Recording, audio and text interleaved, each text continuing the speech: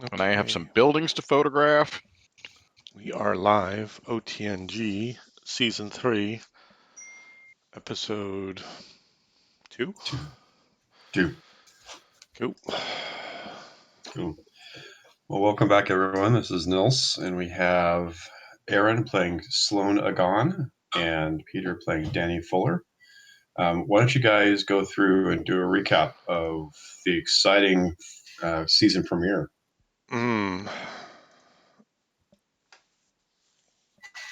Danny, you want to start? Yeah, I think you're more awake than I am. He's on his second cup of coffee. I just poured it. I didn't drink it yet. You're still ahead. What do I remember? Yes. Well, I remember going to the fair, and we were having a pretty good time. And damn, I'm trying to remember their names. I hate Lane that kid. That was Marty. it. Lane and Marty. I And hate his those younger guys. brother, Marty, yeah. Yeah, yeah. And they started some stuff, and it was bad. And they started beating the crap out of me, and I bit him, and I rolled too well, and I bit him badly. And I ran for it. I was so upset and scared of what was going to happen, so I ran for it to the woods to my safe place. And Sloan, he diffused the situation as much as he could with the principal, and they got the kid off to the doctor, I guess, and then came out to find me, and we were talking, and he calmed me down, and then I explained to him that I'd found somebody who's been living in my hideout. It's just a beat up old shack, really. Someone's been hiding there and have been eating some of this food that I hidden away, those snacks and stuff. And then we started hearing weird noises from outside, and they were getting closer and closer. And so we foolishly decided to see what it was, rather than be trapped in the shed and just open the door and stared in our faces. We went out looking for it and found what appeared to be I'd say a small fur-covered humanoid, large ears, kind of like a German Shepherd. A lupine, Humanoid. I think we decided it was a lupine marsupial, right? Yeah, it had a very marsupial build and a very dog-like features. So yeah, it could almost be a giant lemur, but it didn't seem to have a big tail that we noticed. Otherwise, we'd have thought a lemur. It did have a big prehensile tail, didn't it, that was wrapping around a tree. Maybe it was just a trick of the light. I don't remember. Yeah. So, yes, that's where you left it. You had... and I think we said, holy shit, and then it went to credits. Yes. Because obviously being a kids show, you can't say those things. So yeah, you had kind of coaxed it out with some food, and when you finally got a full view of it, Sloan had a big rock to protect himself with. He dropped it. That startled the creature, and you kind of looked. You saw it in your full light, and that's where we faded to black. So as we pick up today, as we said, it's kind of standing there startled in the full light, and you're standing there startled yourself, having never seen anything like that. And so it sees you and looks. It's like eating the apple that Danny had thrown out. Kind of coaxes it out, and it looks at the apple and looks back at you and looks back at the apple and looks back at you, and then kind of slowly holds the apple out to you, half eaten and slobbery. Huh. So it's standing there holding the apple out. What would you like to do at this point? See, he ate half the apple, and now he's handing it back as if to say, share. Maybe, yeah. I don't know. Maybe he's trying to lure you in to attack you. And maybe. So it is. But I'm a 9-year-old who just saw E.T., so I'm gonna take the chance, and I'll nod at him and take the apple. And just bit a giant bite out of a human arm. I'm a bit alien myself. Exactly. So just so you give a sense, it's about half the height between Danny and Sloan. So it's kind of like midway between the two of you. So it's about your size. Okay. So I take the apple. Mm-hmm. Is it watching me closely, intently to see Oh, what I yeah. do? Yeah. It's like, ready. You get the sense it's kind of tensed and ready to run if at a moment.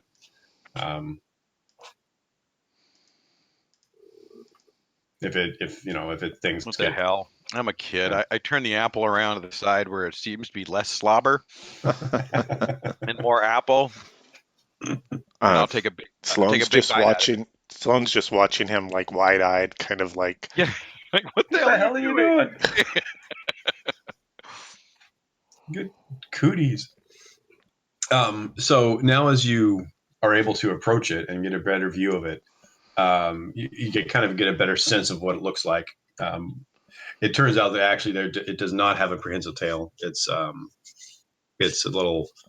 just got a little stubby tail that was kind of like a branch that was hanging up, off the tree. It made it look like it. And it looks kind of like halfway between a big dog and an otter. huh.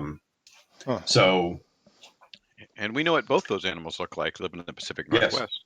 exactly. So as you, actually, just a second. I need to check something. Sorry. Should have had this open already. As you approach it, or actually so you take a bite. And I And take a bite. I would look at him and go, "I grok you, man. I grok you." And I take a bite because I, probably just read Stranger in a Strange Land recently, so I figure this is like sharing water. Yeah, I've actually never read that. But It's one of the Heinleins that's worth reading. He's got about 6 that I say are must reads, and the rest is just popcorn. right. It's a hard one to read. Well, it was a hard one for my kid brain to read. Yeah, you need some life. You need some life to really understand a lot of it. That one, I think Moon is a Harsh Mistress is really good too.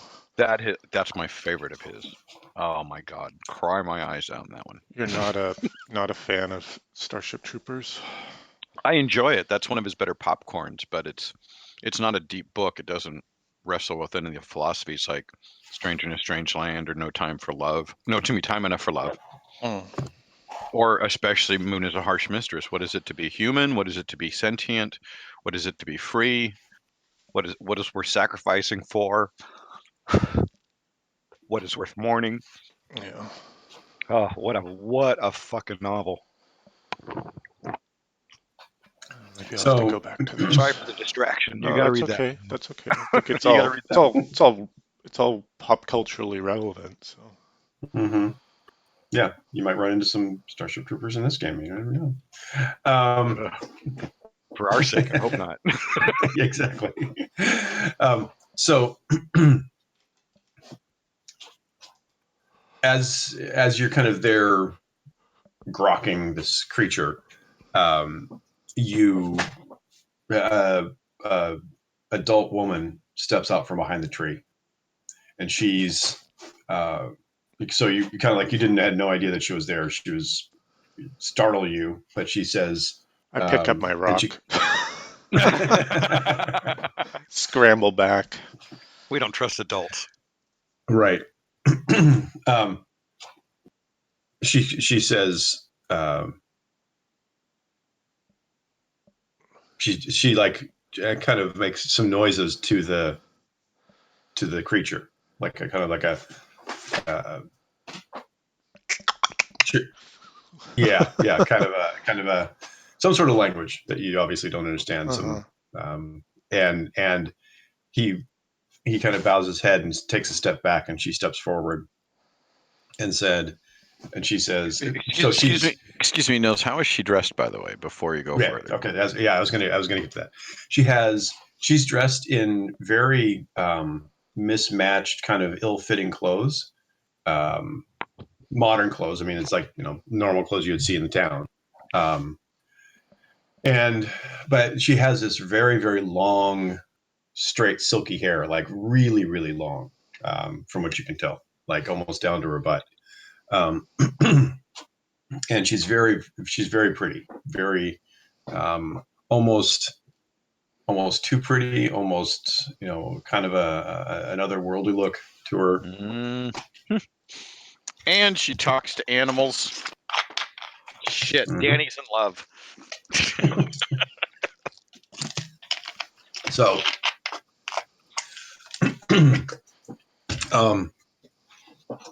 she steps forward and said, I'm sorry to have startled you, but we're lost out here, and what the hell is that thing, lady?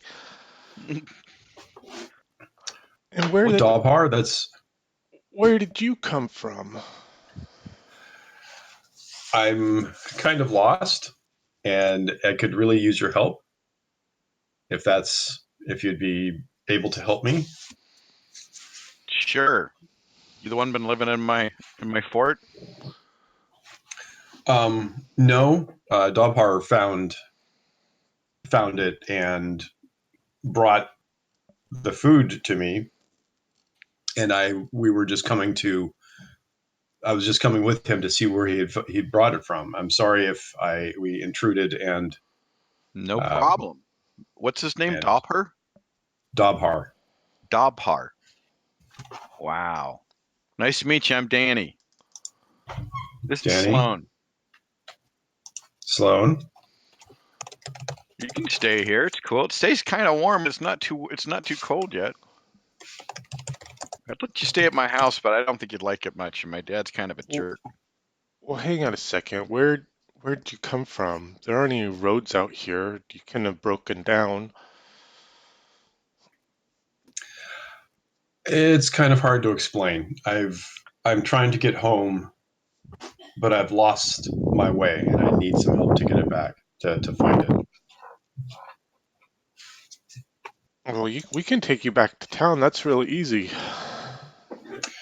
Well, it's kind of complicated. I'm not from your town, and I told you that. And in order to go home, I need to find something I've lost. Well, we're pretty good at finding stuff. And since it sounds like you're familiar with the town, that might be even more helpful. We can if you're able to help me. Sure. There's still some food in the fort too. You can have that. That's very kind of you. And she turns to Sloan and says, sorry,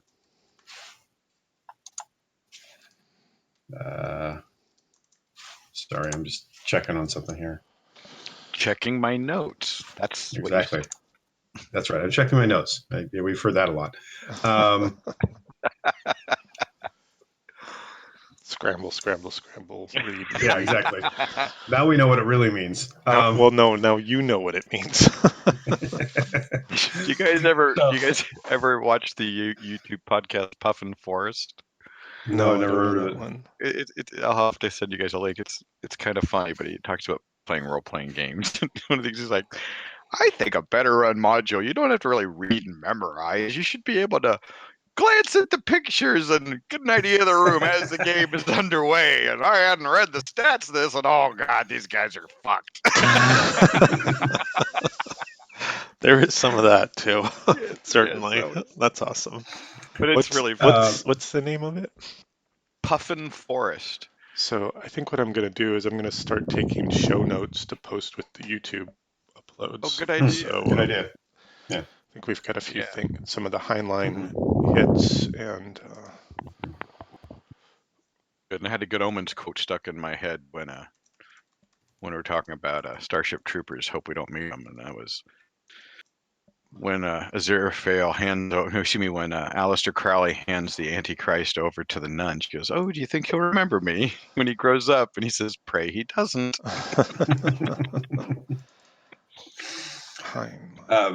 So she turns to Sloane and says, "Hello, my name is Bruth Nua. What's your name?" Bruce, Bruce, Bruce Nua. Bruth. I'm kind Bruce of Nua, rolling yeah. it around in my mouth. Mm-hmm. Doesn't sound It's like like a name from another place. sound like an Indian name. Where are you from anyway? You said you needed to get help getting back home, but there isn't a reservation here for miles. It's way up over Well, the eastern border. um, Do you have a car? no, unfortunately, I'm kind of stuck here, as I said, and need to get something from the town before I go home. But I know that the town, some of the townspeople don't like me, and so I'm not safe to go into the town. That's why it would be helpful if I could have you get it for me. I know what that's like. Let me tell you. Well, my name's Sloane. I don't know She about reaches her this. hand out to shake your hand. Um, I reach out with that rock in my hand and look at it and like kind of drop it again and then shake her hand, I guess. It's like that As you awkward. shake, That's like that awkward kid handshake with an adult. Mhm. It doesn't. Right? Yeah, like no, nobody's, especially in your cases, nobody's considered you to be adults to shake your hand before, Yeah, or yeah, often at absolutely. least. Yeah.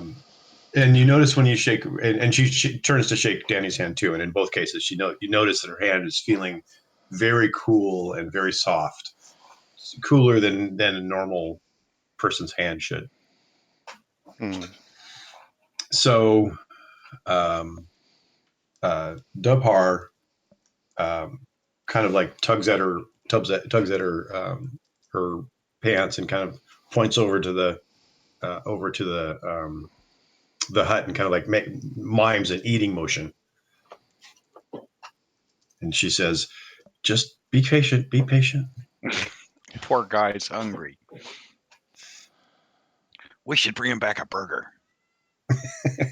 Or some fish. Yeah, he does look like an otter. He perks up all of a sudden when he hears fish. Like he's like nodding, and he starts chittering or clicking back to her in a language, and she smiles and says, "Yes, yes, I know."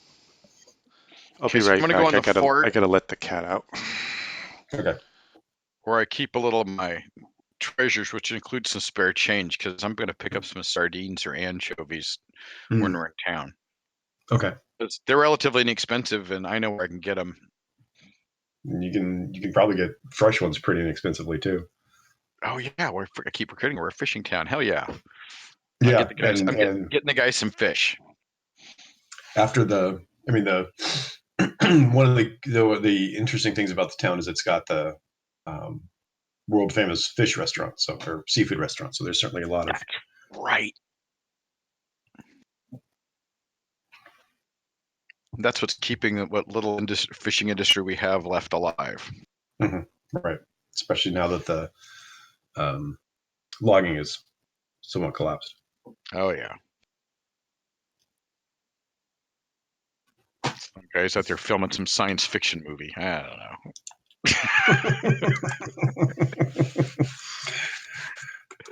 That's like 2 towns away. That's why it's not.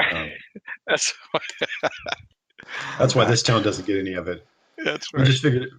just figured out that there's some stupid science fiction movie filming a couple of towns away that all the industry is going there instead of this town. So That's right. The folks are still coming over for dinner, so that's good. yeah, they come over. That's why you know about it, because they come over to the restaurants here, because the restaurants in the other town are not that great. That's it.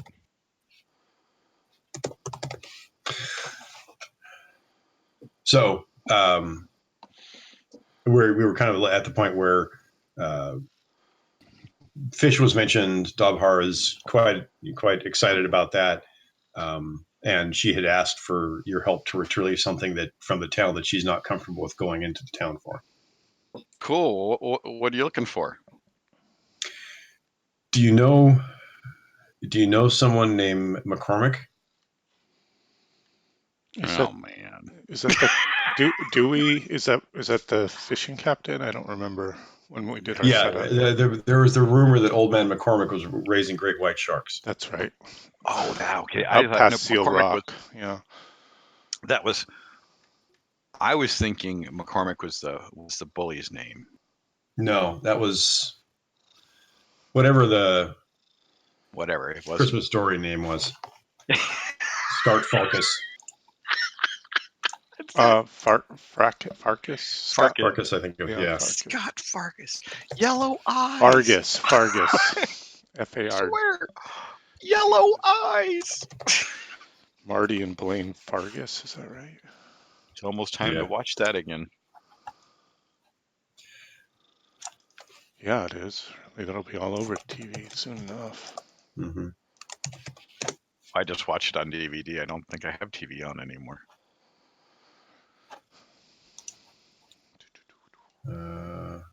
Yeah, Scott Okay. Farkas will never mess with me you know again.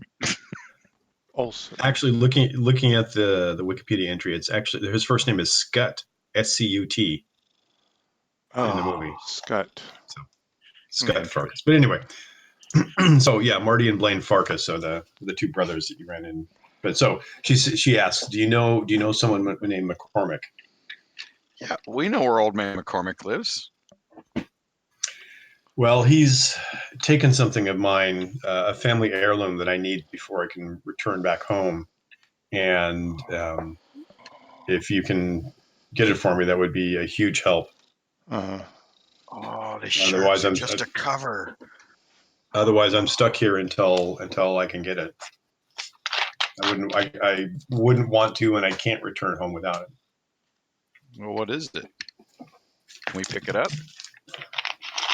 It's it's a seal skin. Oh, I could see where he would want that. He likes stuff like that. I don't know where he would have it, but he stole it from me, and I need it back.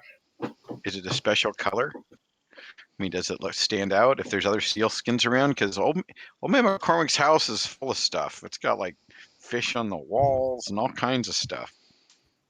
Well, that's what Dad said. Right. Yes, it's actually kind of a light yellowy golden color. Which, knowing what you've seen of seals out at Seal Rock, is not a normal color for seals. So we're looking for a golden seal skin. Yes. We can do that. I guess so. Danny doesn't have a developed frontal lobe yet. Yeah, you're like a little. I'm like a little more. Yeah, this is 9 years old. It's what's right in front of you. exactly. Whereas you are preteen, you were developing a frontal lobe that goes, wait, there is right and wrong. Wait, there is civil unrest and harmony. Wait a minute. Right. That was one of the things that was interesting in the Kids on Bikes books, is when they're talking about the fears. They made the good distinction that kids are afraid of irrational things they should not be afraid of. But adults are afraid of losing things. Things that they have, like a job or a family or health. And then the teens are just kind of like anywhere, it could be anything. So it's an interesting distinction between the kids not being afraid of what they should be afraid of. So like in this situation. So she said, well, would you mind if we stayed in the shack in your house until you're able to find it? I have a feeling that the McCormick and maybe other people might be looking for me before until I'm able to get the seal skin and get back home.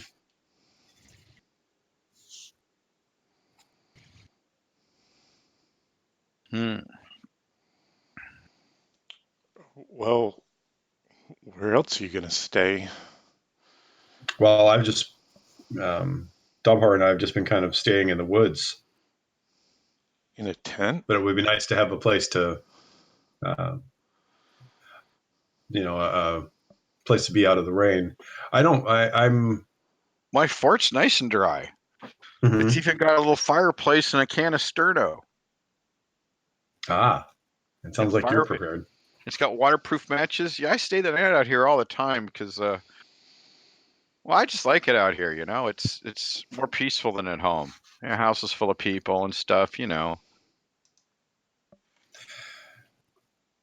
She says, "Yes, we motioning to Dobhar, and I certainly don't mind the water and the rain, but the clothes get wet and they get damp and sticky.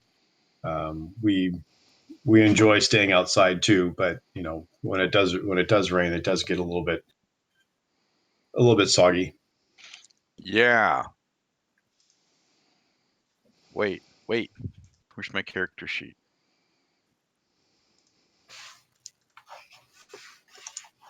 Danny Fuller. Character sheet. Backpack.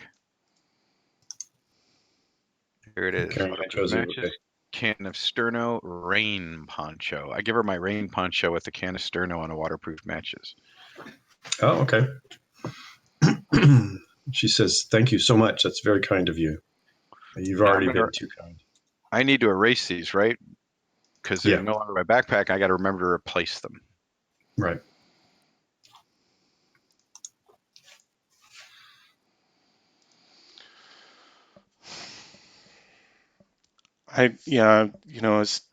As Danny's fishing his stuff out of the backpack, and it's like, I don't know, man, this seems really sketchy. Let's get out of here quick.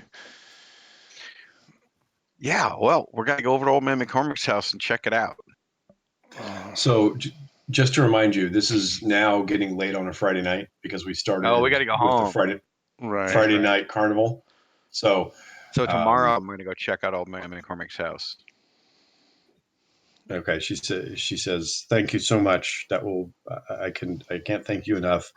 I will stay here, but if anyone comes around, I mean, we're not going to stay here if people come around because we don't want to be seen by anyone else." No, that's cool, and I get it, and I do the same thing. But you know what? If you don't have a fire going and the sterno, if you don't have the sterno lit, they won't smell anything. People walk right by this. That's why I like it. But I understand. Listen, and I show her a little spot I got where I hide things. If you need to go, just leave this over here. So I know you moved it to say you had to leave and you're coming back. And I'll Great put it idea. back to say, yeah, because I don't know if she can write or not. Plus, I Right. don't think about writing. I'm not very good at writing. And with the weather, Reading I got, writing not so good. and with the weather, anything you write's probably going to get damp and soggy anyway. So Right. So she says, "Thank you so much," and kind of ushers Dobhar, and they start walking off to the shack. Are you going to follow them, or are you going to head back home? No, I got to go home or I'm going to get a whooping. Sloan? Yeah, I guess we're headed for home. Okay. So on the way, we can have our discussion about, well, what the hell? I say we at least go check it out because if Yeah, he didn't steal it from her, how would she know it was there? And if it's not there, then we didn't lose anything. But if he's got this, then he must have taken it from her. It feels a little bit like Danny's sort of like all in, right? Like maybe Yeah. the lupine marsupial is super fascinating, and the lady is nice, and Danny is like, or Sloan is like, hold on a second, things don't add up here. Exactly. And Danny's all about pleasing the adult. Right, so he doesn't get his ass kicked. Exactly, but Sloan's a little more. He's a little more intelligent for one thing, and he's older enough to question more. I think. Yeah. Okay. Okay. So I think we're headed for home, and let's meet up at the library at after breakfast, All right, or just come over to my house after breakfast, Danny. I'll do that. It's Saturday. It's Saturday tomorrow. We don't have school, right? Right. Right. So, is there anything else you want to discuss on your way home? I'm going to get really early when when the boats come in and Mm-hmm. get some seafood first thing and Mm-hmm. ride my bike out back to my hiding place, and so Dopper can have some fish. And then Mm-hmm. I'll go to the library and meet Sloan. That's my plan. Okay. Any other pre-library plans that you have? No, Any other just it's my he's gonna come to my house okay? because Yeah, Okay. we live pretty close to one another, right? Right. Or and Danny's like the next block over or something, or Yeah. what do you Sure. think? What do you think, Danny? yeah, not far at all I because it's think a you live fairly. in the trailer park, I do. and that I maybe the do. trailer park abuts up to the To the woods. cul-de-sac where I live. Yeah, Yeah. and that's why we can just step to the woods because that's all behind us. I am going to get my rain jacket. That's bigger than that poncho, but I'm putting a rain jacket in my backpack. I have that at home. Okay. So you get home, and both of your sets of parents, are quite upset because they've received calls from the principal about what happened, especially obviously Danny's. And the principal has scheduled an appointment with you at 10 o'clock tomorrow morning, both of you, to try to get the story, a fuller accounting of the story, especially since Danny ran. So now I understand that Danny's Man. father is, we'll say, unpleasant, but I'm not terribly comfortable with role playing what his reaction might have been on his, when Danny got home. So, Well, it doesn't always have, and in an abusive situation like that, something like that doesn't always bring about more abuse. Sometimes the right. abuse is very personal and behind the scenes. Mhm. And certainly, I don't know what the guy's like. It could, yeah, but we don't need to role play that. Yeah, Right. We can and Okay. we can just we can paint with broad strokes about that, right? Yeah. Yeah, no problem. I'm So with you. we'll just say you had a talking to when you got home, and leave it Yeah. at that. Well, But and I put both, the kid in the hospital, so Dad can't be completely unhappy about that. but you both do have, you need to Appointments. show up you're supposed to show up at the library, or excuse me, at the school at 10 o'clock tomorrow morning. So I guess that's where we meet instead of the library. Well, you're coming to my house. Oh, that's right, instead of your house, yeah. But I'm coming to your house and we'll go there together. Right. Well, your parents are taking you to the school Oh, fuck. Ah, because it's They like a won't let parent. it. Danny can't leave the house, and my mom's like pissed that she has to take me to the school to deal with some bullshit when she So has to early in get the to morning. work.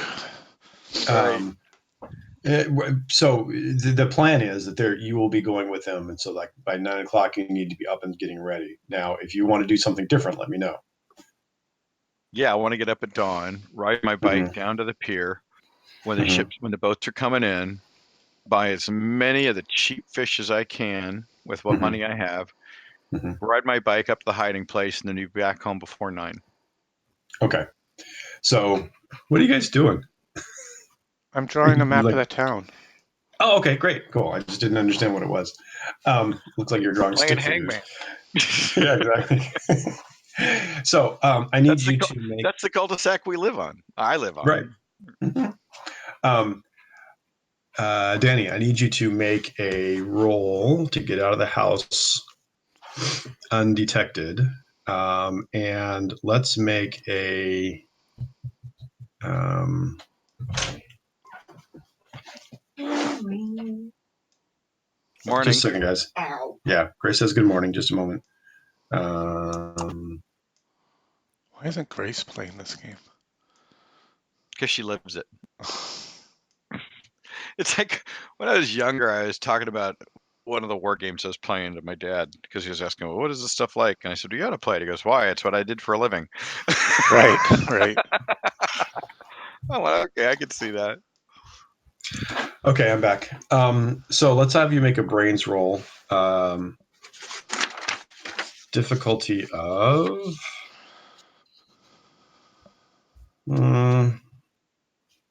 6.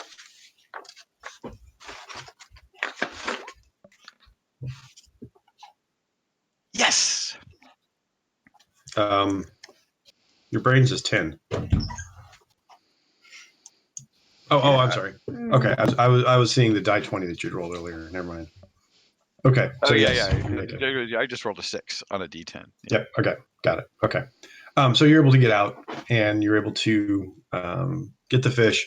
The fishermen are kind of like looking at you strangely, basically trying to buy the stuff that they would almost throw away. And you know, what's a 9-year-old kid need to do with all this fish? But they sell it to you because it's money. Cat food. Bait. They sell much cat food. Mom sent me and- down here so we can feed the cats. So make another difficulty or another brains check, difficulty of 8.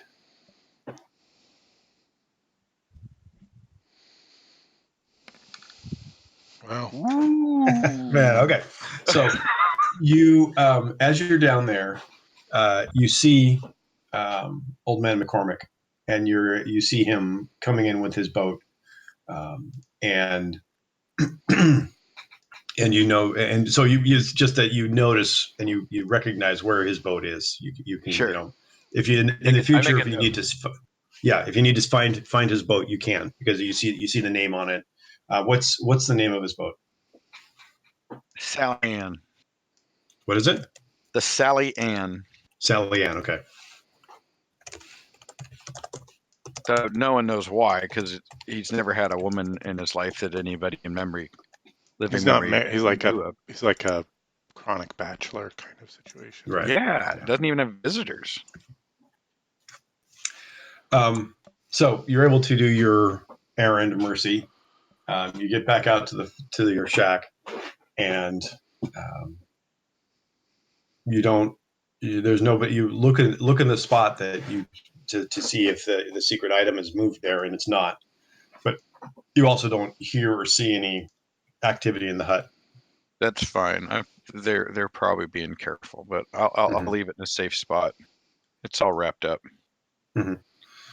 So as you approach and you lay out the fish wrapped up, Dabhar immediately comes running out of the door, very excited, There we go. and like, you know, takes it from you and runs back inside. You can hear him chittering with Ruth Nua. Oh, you rode your bike back out to the hut to feed the fish to the monkey.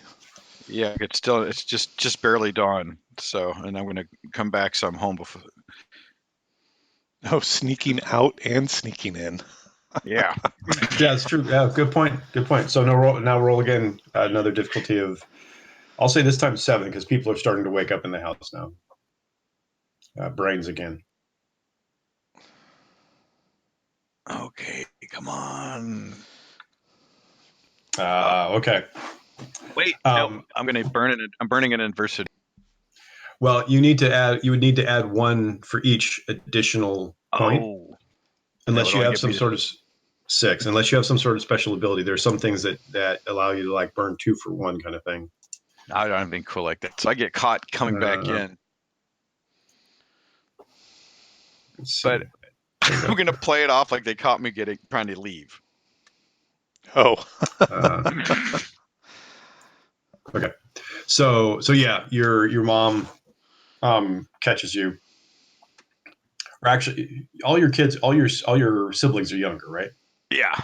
Right. Okay. You have 2 of each. So your oldest sister whoever, wherever she falls in the hierarchy. Nice map, Aaron. I don't know. I'm not too happy with it. Well, I think it's a good start. It gives us the idea. I'll probably delete it soon enough. That's fine, but it's a starting point. Yeah.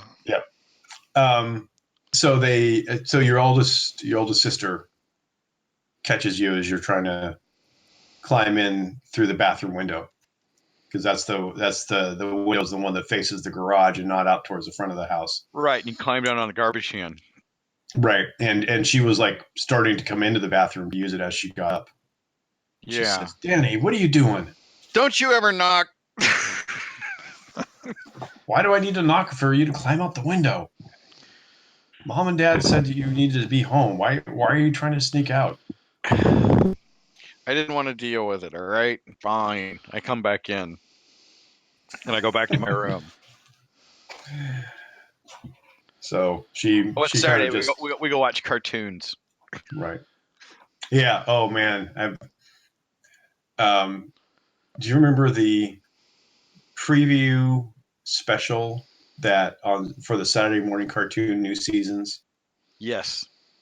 I love those things. Those were like one of the best things of the whole year, was waiting to see what the new cartoons were. And I've actually found some on YouTube, and they are so bad, so horrible. But they made us so happy. I watched one where they had Lee Major as a $6 Million Man have to save the cartoons from the people that were trying to. I was like some evil criminal gang called Psst, Parents for School Through Summertime or something like that. Anyway, so you guys, your parents take you off to the school at the appointed time. But as you start getting towards town, you can see that there's a lot of commotion. Down by the docks, or where's the commotion? No, more like in the center of town, and actually it's outside the police station, the sheriff's office. Glad we're not going there. Not yet. And it's a big enough crowd that it's kind of hard to get through. Get through it's a small enough town that it's only one lane. One lane both ways through the whole town. And it's a big enough crowd they're kind of like spilling out in the road. So as you slow down, I'm sort of looking sullenly out the window like a teenager does when they're riding with their parents in the car, trying to figure out what the hell's going on. I'm not saying anything to my mom, right? Because she's mad that she has to take me. She's missing work to take me to this stupid thing at the school for whatever reason. And all you did was protect your friend.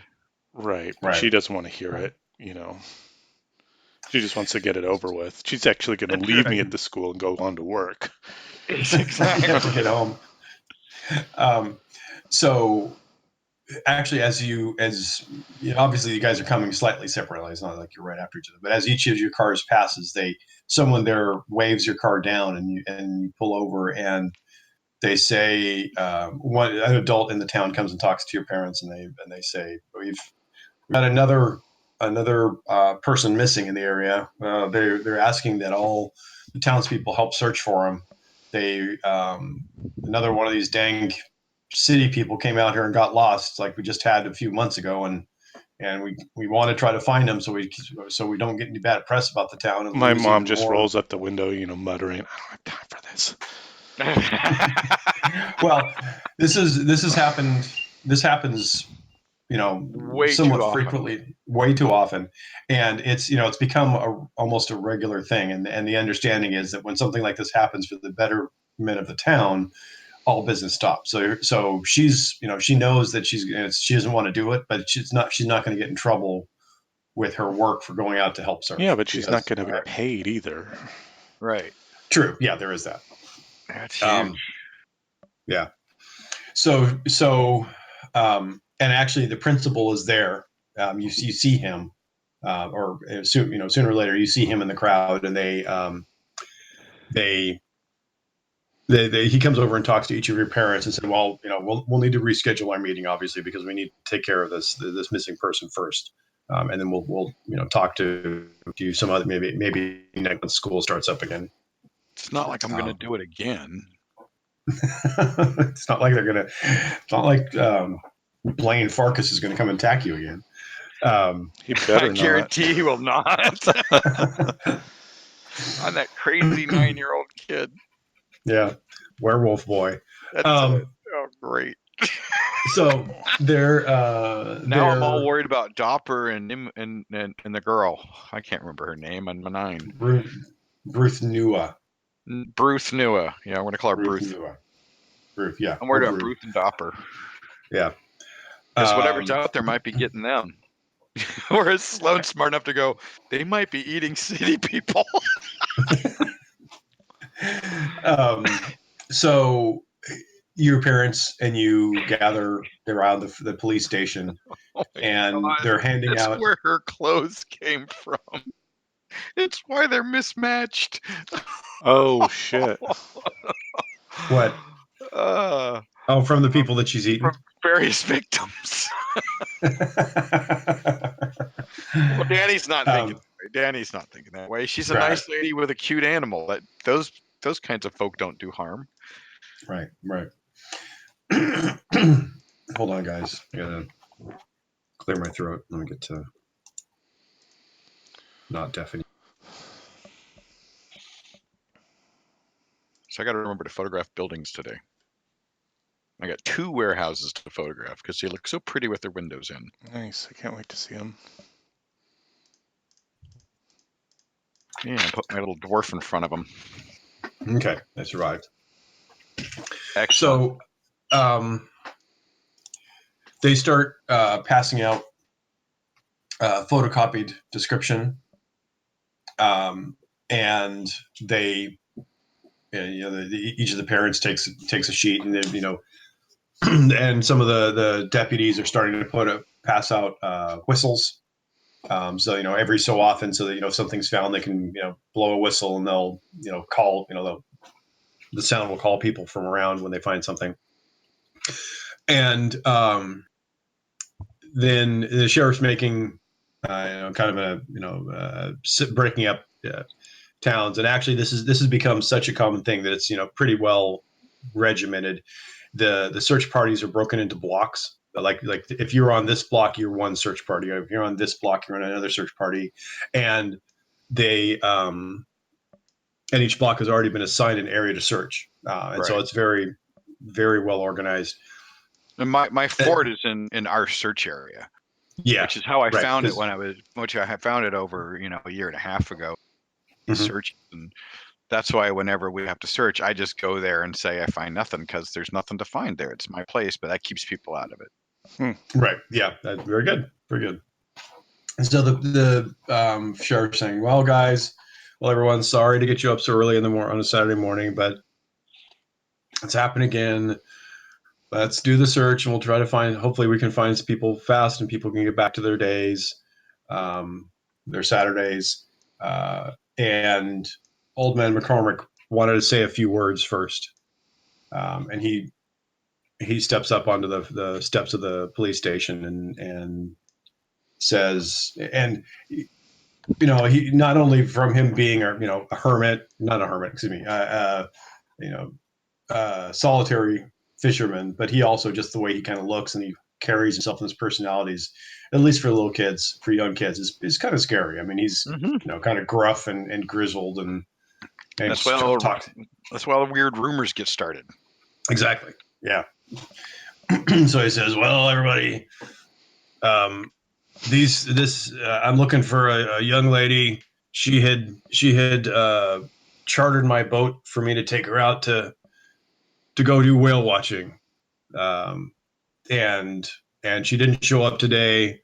And she had paid me a lot of money because she wanted a one-on-one tour, and so obviously if she's not showing up, then there must be something wrong, because the amount of money she paid me was a big amount to just skip out on. So other than that, I don't have any other information on her other than the description I've given you. Please help me find her so that we can keep our businesses going and our economy alive." And have we ever found anybody that's gone missing? Not usually. probably you'd say like maybe at least 75% of the time you do not find whoever's gone missing. Yeah. And when we If it's a local, we almost always find them because it's a local kid who wandered off. We usually find that. But when yeah. we do find them, are they okay, or what's happened to them? Sometimes, yeah, sometimes it's they just got, they were hiking in the woods and they got turned around and lost and couldn't find their way back. But other times they do seem to be, the rumor is that they were traumatized in some way, but it's all, adults are talking about it, and you're not, it's not something you're really that interested in. You don't pay that much attention to whatever happened. I mean, just like, oh, great, okay, now they're found, so we can go back inside now. We can go play. Adults say it's from staying out all night for several nights in the woods that messes you up. That's why you got to stay inside. That's why I got the fort. Right. So 2 things. First of all, Danny, did you take an adversity token for failing your sneaking in roll? Oh, I did not. Thank you. Yeah, so give yourself that. And Sloan, go ahead and make a brains roll difficulty of 4. I love the map. I don't care if you don't. I love what you're drawing. Yeah, that's great. I'm just trying to put some landmarks in my mind. Mm-hmm. Yeah. Or in our collective consciousness or something. I see the city center there and the pier. Mm-hmm. And I rode my bike straight down. Yeah, and I rode my bike right up that street and then took a left and went into the woods. So you've grown up here. You know how things, the seasons of things and things like that. It seems highly unusual that this would be a time to go whale watching. It's not whale season. It's if it is, it's either really, really late or really, really early. So yeah, it seems kind of unusual that somebody would be hiring someone to go whale watching. And the description he gives, I think we pretty much realize that it's Bertha, Brunetta. Yes. Yeah, I'd still kind of roll that name around as like marbles in my mouth. Yeah. It's a pretty good description of Brew, especially the key thing is the really long hair. That's mentioned, and that it's a hair color is the same, the size is the same. So now you know that basically these search parties are out searching for her. So then at this point, the kids are expected to search too. But in some ways, it's almost like the kids get bored. They go off. They find their other friends. They play in the woods while their parents search over time. They start off searching to begin with, but then it kind of like breaks up from there after about a half an hour. So right, that's how I always end up at the fort, and people leave me alone. Right. So they're getting ready to. Everyone's getting ready to go out on the search parties. The crowd is breaking up from the police station. What would you guys like to do? Let's try to sneak. Like I'm gonna get with Danny. Let's try and sneak away, and this would be a good time to get down to McCormick's shack. Boat. His shack and his boat. Yeah. Okay. Because I'd like to go cover for her, but I think she and Dopper are good at hiding. Maybe. No, we got to stick together. Well, yeah, we could split up, and you could steer them. You could do your regular thing and keep them away from your shack, and I could go try to look for the seal skin. Something isn't adding up here. Something's going on. Something's weird, man. Because why would she hire him for all that money and then not show up? If she's trying to get home, isn't that why she hired him? Or do you think she was hiring him to look for her seal skin? What do you think? I think he's lying. I think he wants something more from her, and he wants to get his hands back on her. That's what I think. Oh, I bet you're right. I still think she was dressed funny. It was weird. There's just something not right about how she's dressed either. But Dopper, I saw him this morning. I gave him fish. He was really happy. You did. I didn't. You I rode didn't all the see way out her. there? Yeah, I rode down to the pier and I bought a bunch of the pet food fish as they call them, and rode them back. And then I got home. I got busted by my sister getting back in. Lucky she thought I was trying to get out and didn't say anything to Mom, so I didn't get in trouble. But yeah, Dopper was pretty happy. I bet he wants Dopper. Oh man. No, I think we got to stick together. Okay. Well, I guess we should do our best then to keep them from finding the shack. Let's do your regular routine. Okay, so should we go check see if Dopper and she are there? If they're not there, if they've already gone into hiding somewhere else, then we can go check the boat. Because people are going to be out for hours. And once they go past the fort, they got to go all the way down to the canyon, and then they go all the way to Harris Ranch before they even turn around. Nils, are you still there? Yeah, I'm just letting you guys You're make just your plans. letting us talk. Okay. Role play, yeah. Because I think she knows people are going to be looking for her, and that's why she said if someone comes looking for her, they won't be there. Okay, so it sounds like our plan is to go out and make sure that the searching party doesn't find Danny's shack like normal. Right. Um, and once they passed it, and then once the search party's gone past that area, we're going to head back to town. Like most of the kids try to get out of this as quick as possible. Probably most of the townsfolk try to get out of this as quick as possible. Yeah, especially since it's they usually don't find anything. Right. Especially since it's become so regular. Right. And then try to get down to the docks to McCormick's house while he might still be out looking around for this missing woman. I think it's on his boat.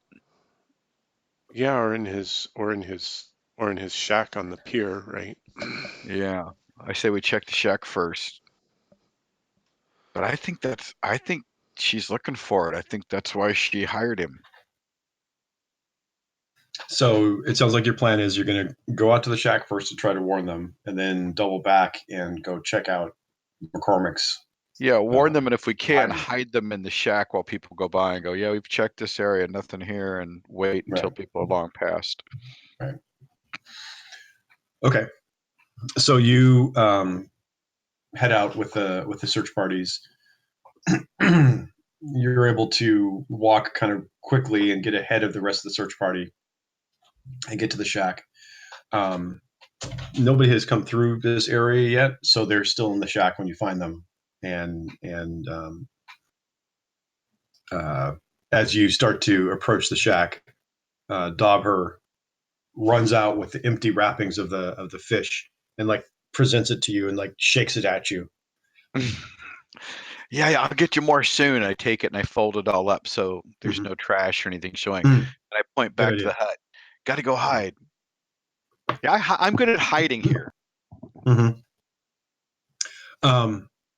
So you're both going into the hut, and Brew says, "What's wrong? Why are you back so soon? Did you find the sealskin?"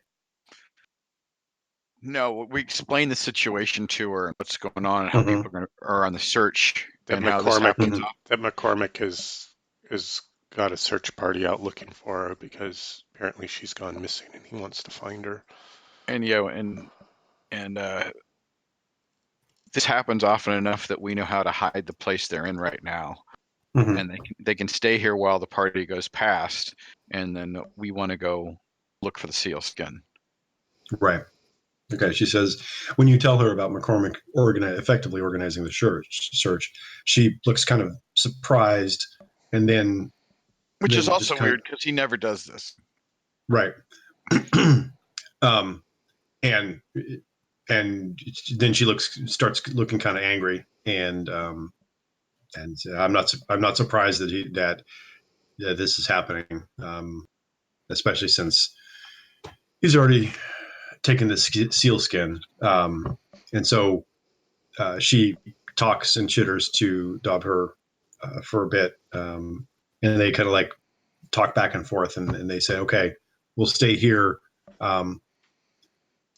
Dobher is really good at making sure things stay hidden. So we'll just stay in the hut and don't, even if people come by, don't go out of the hut. Stay here and be quiet with us. And so about, you're kind of waiting, in about 20 minutes, you start hearing the calling of people, hello, hello, is anyone out here? Yes. Kind of the search parties come. Yeah, so then when we come out, because she actually said, don't go out. She said, stay in the hut. She told us not to go out. Gotcha. So we'll wait. Yes. Yeah. So you all stay in the hut. And as they start approaching, this is that they're at the point that you, Danny, would normally, kind of do your trick of saying, okay, I've searched over here, kind of thing. Mm-hmm. But they're not, but you're not doing that. So they're kind of approaching closer and closer to the hut. And I'm getting worried, but I'm listening. I'm doing what she told me to do. Okay. So they're getting closer to the hut, and you notice Dobher is looking kind of strange. He's like got his eyes squinted closed really hard, and he's kind of like almost like his fists are clenched, and he's almost shaking a little bit, and he's like, seems like he's concentrating or really focusing on something really hard. And the search party starts coming closer and closer to the hut, and actually they come. It's an actual man-made hut. But like you said, it was partially a collapsed house that was out here, and it's basically what's left is one room of the house, and so it's a pretty big, noticeable structure. But And the it's still people that something come, it's still something that you would naturally peek inside or yell into if exactly you're looking for somebody. right, it's something that's still very visible and not natural out here. But they walk past the hut within 5 feet and don't even look at it. And people are still calling. They've got dogs sniffing. The dogs kind of start sniffing towards the hut a bit, but then pass on. And the whole search party just kind of passes past the hut and continues on down towards the canyon. And once the search parties are finally out of earshot, Dauber kind of just like releases and collapses onto the ground. And and starts panting, and Brew rushes over and gets some water and gives him some water and kind of like helps supports him and kind of helps him sit up. So the search party is gone at this point, and I'm taking out my pocket knife and my can of tuna. And I am opening the can of tuna and emptying it onto one of the empty wrappers. And got to erase that. And I'm leaving her my Snickers bar. So yeah, Dauber immediately scarfs down the tuna. He kind of makes a little bit of a face, but it's still food. And it's fish. It's mostly fish. You obviously like the fresh fish the best, but so he's still very shaken and kind of like just sitting quietly, which is not like him at all. even when in your interactions with him before, even when he was not speaking or not interacting with you, he's still kind of fidgeting the whole time. But now this time he's just like sitting quietly in the corner. How long have we been hiding here in the shack? It's probably been about an hour. It took about from when you first heard from when you were waiting for the search party to reach you, for them to walk past you and then get back out of earshot. That's Mhm. probably been about a whole hour. Yeah. Of the So time. while we're kind of hiding and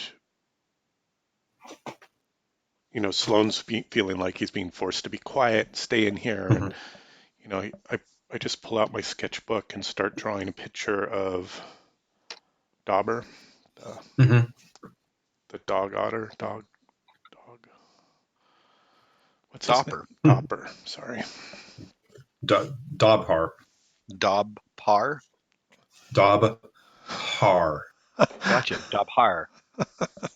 Interesting. I had it wrong too. Dobhar. I'm gonna call him Interesting. daughter. No. I'm going to call him Daughter. Dob. I'm calling him Dog Dobbs. otter. Dob. That's good. Dog otter. Yeah. Yeah, we're kids. Yeah, He's Dog Dob. Otter. Or Dog Dob. Otter, I like that, but Dob is good. Dob. Dob for short. Dob and Dob and Brew. now that Dobhar is kind of starting to is taken care of and kind of recovering and had some water and had some food, Brew turns to you and says, "Thank you for warning us. That was I hate to think what would have happened if they had found us." Is everything okay? This sounds like it's pretty big. It sounds like this sealskin's something important. By the way, what color is her hair, skin, and eyes? Does she appear to be Native American or Caucasian No. or none of the above? She's very pale, Caucasian, Okay. and her hair is actually, as you think about it, is kind of very similar to what the seal skin was described to be. So kind of like a very goldeny blonde yellow. Okay.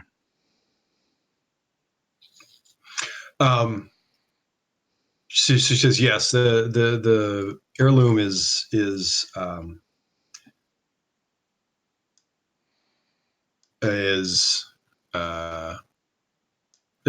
sorry, the seal skin is a family heirloom, and it's something that was been in our family for generations, and so we would need to. Without it, it's very important to my family and the rest of the people that I live with. So, trying to get that back is my main focus right now. So, your help and not only warning us but offering to help us find it is big, a big thing for helping me and helping me get home. Do you need his boat to get home?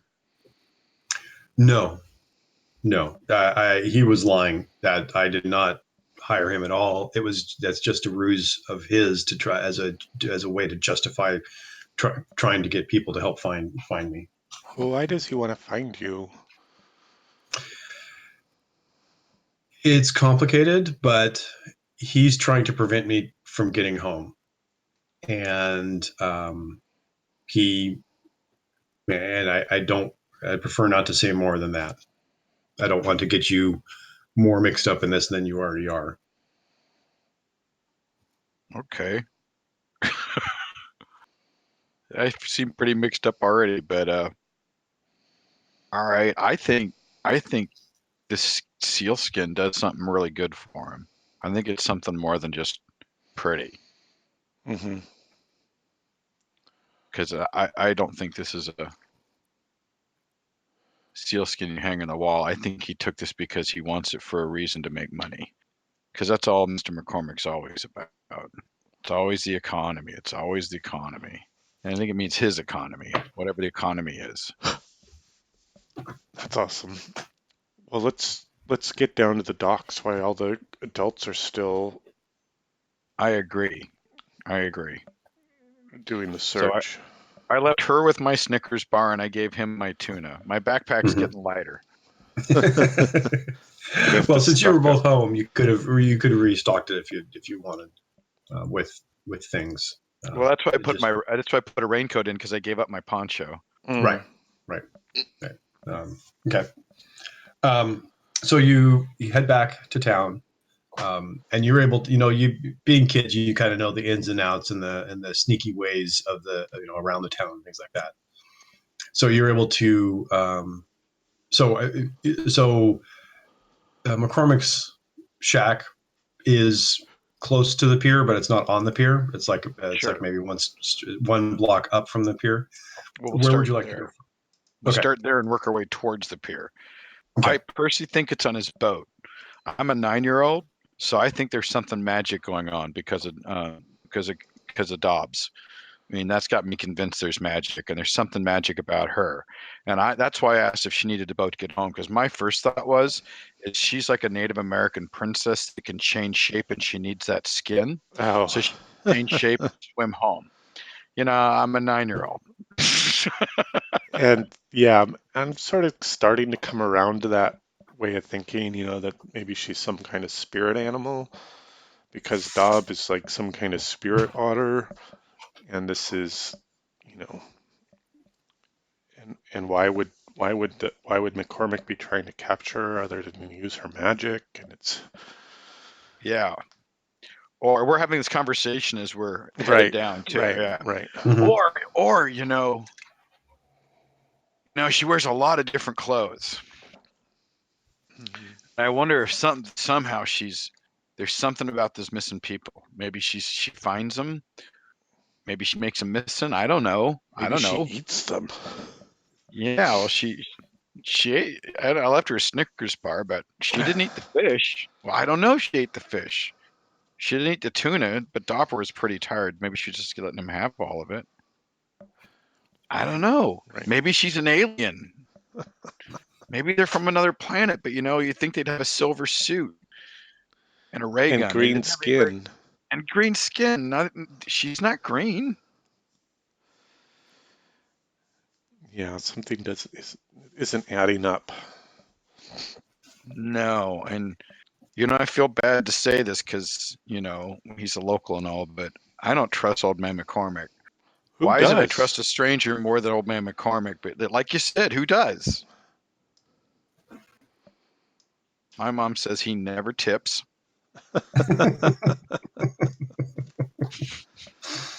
She's a waitress in one of the seafood restaurants. Yeah. Mhm. She's keeping the Okay. family afloat, which is another major bone of contention. So you make your way down. As you expect, the town's pretty empty, and you're able to kind of sneak around and get to McCormick's shack. Um, this is long enough ago and a small town enough ago that Nothing's locked. yeah, people don't lock their doors. So you're approaching the shack. It is exactly that, a shack, maybe 1.5 rooms. It does have a bathroom on the inside, but you would hate to think what condition it's in.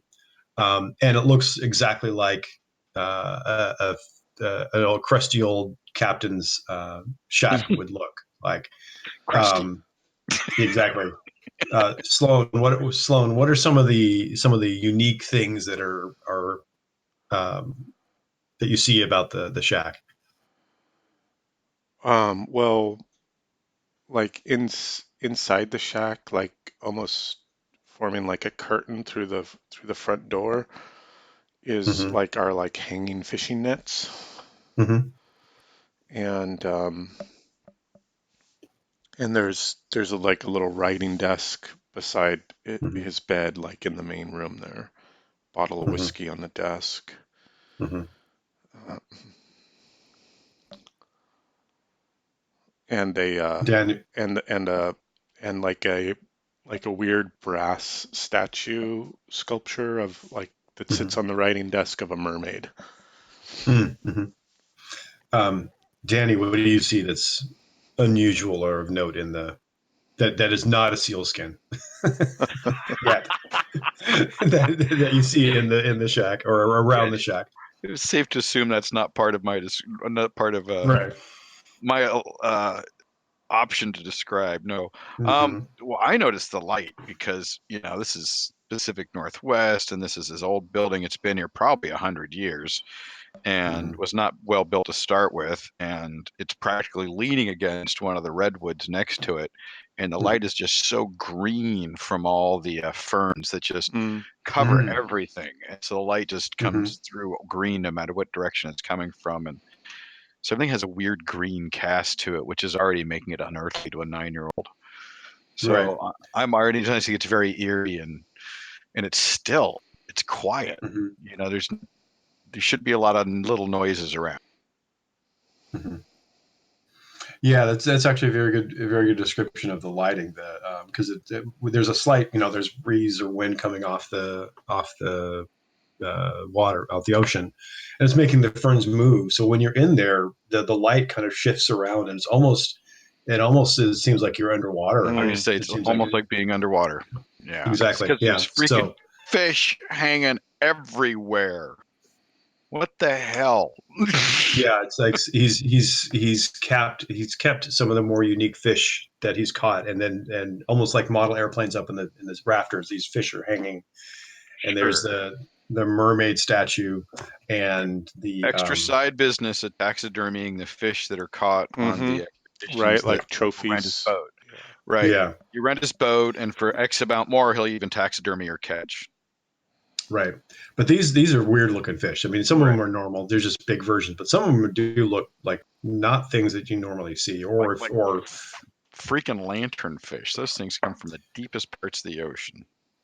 Right. There's a lanternfish there. There's a squid with its taxidermied with its tentacles kind of splayed out. And as you walk in, that's the first thing that you almost walk into, and you like almost scream because it's like right, the tentacles are right in your face almost. So you have a sense of the hut. Now you get in there. So once you get to the hut, what is your plan? We kind of jumped ahead a little bit, but what is your plan once you get to the hut?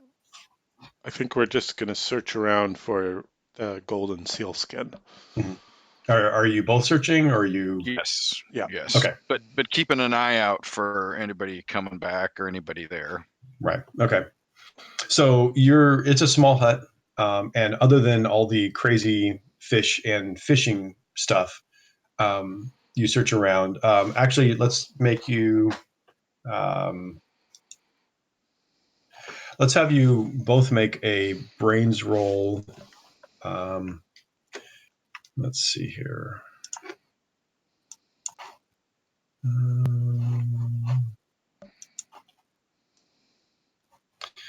Brains roll difficulty of 10. Jeez.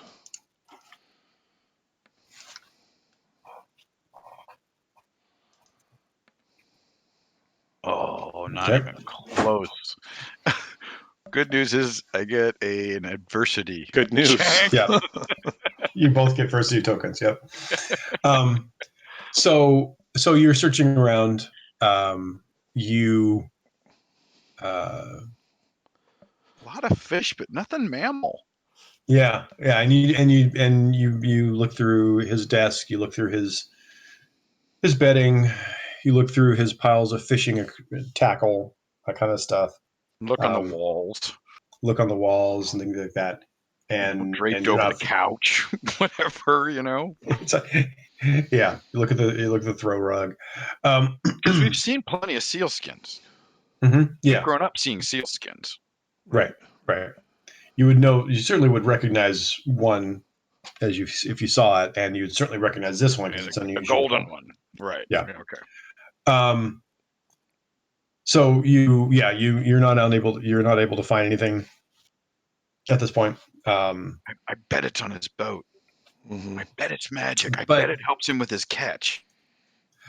But go ahead and both make another brains roll difficulty of 6. And see if you notice the micro cameras.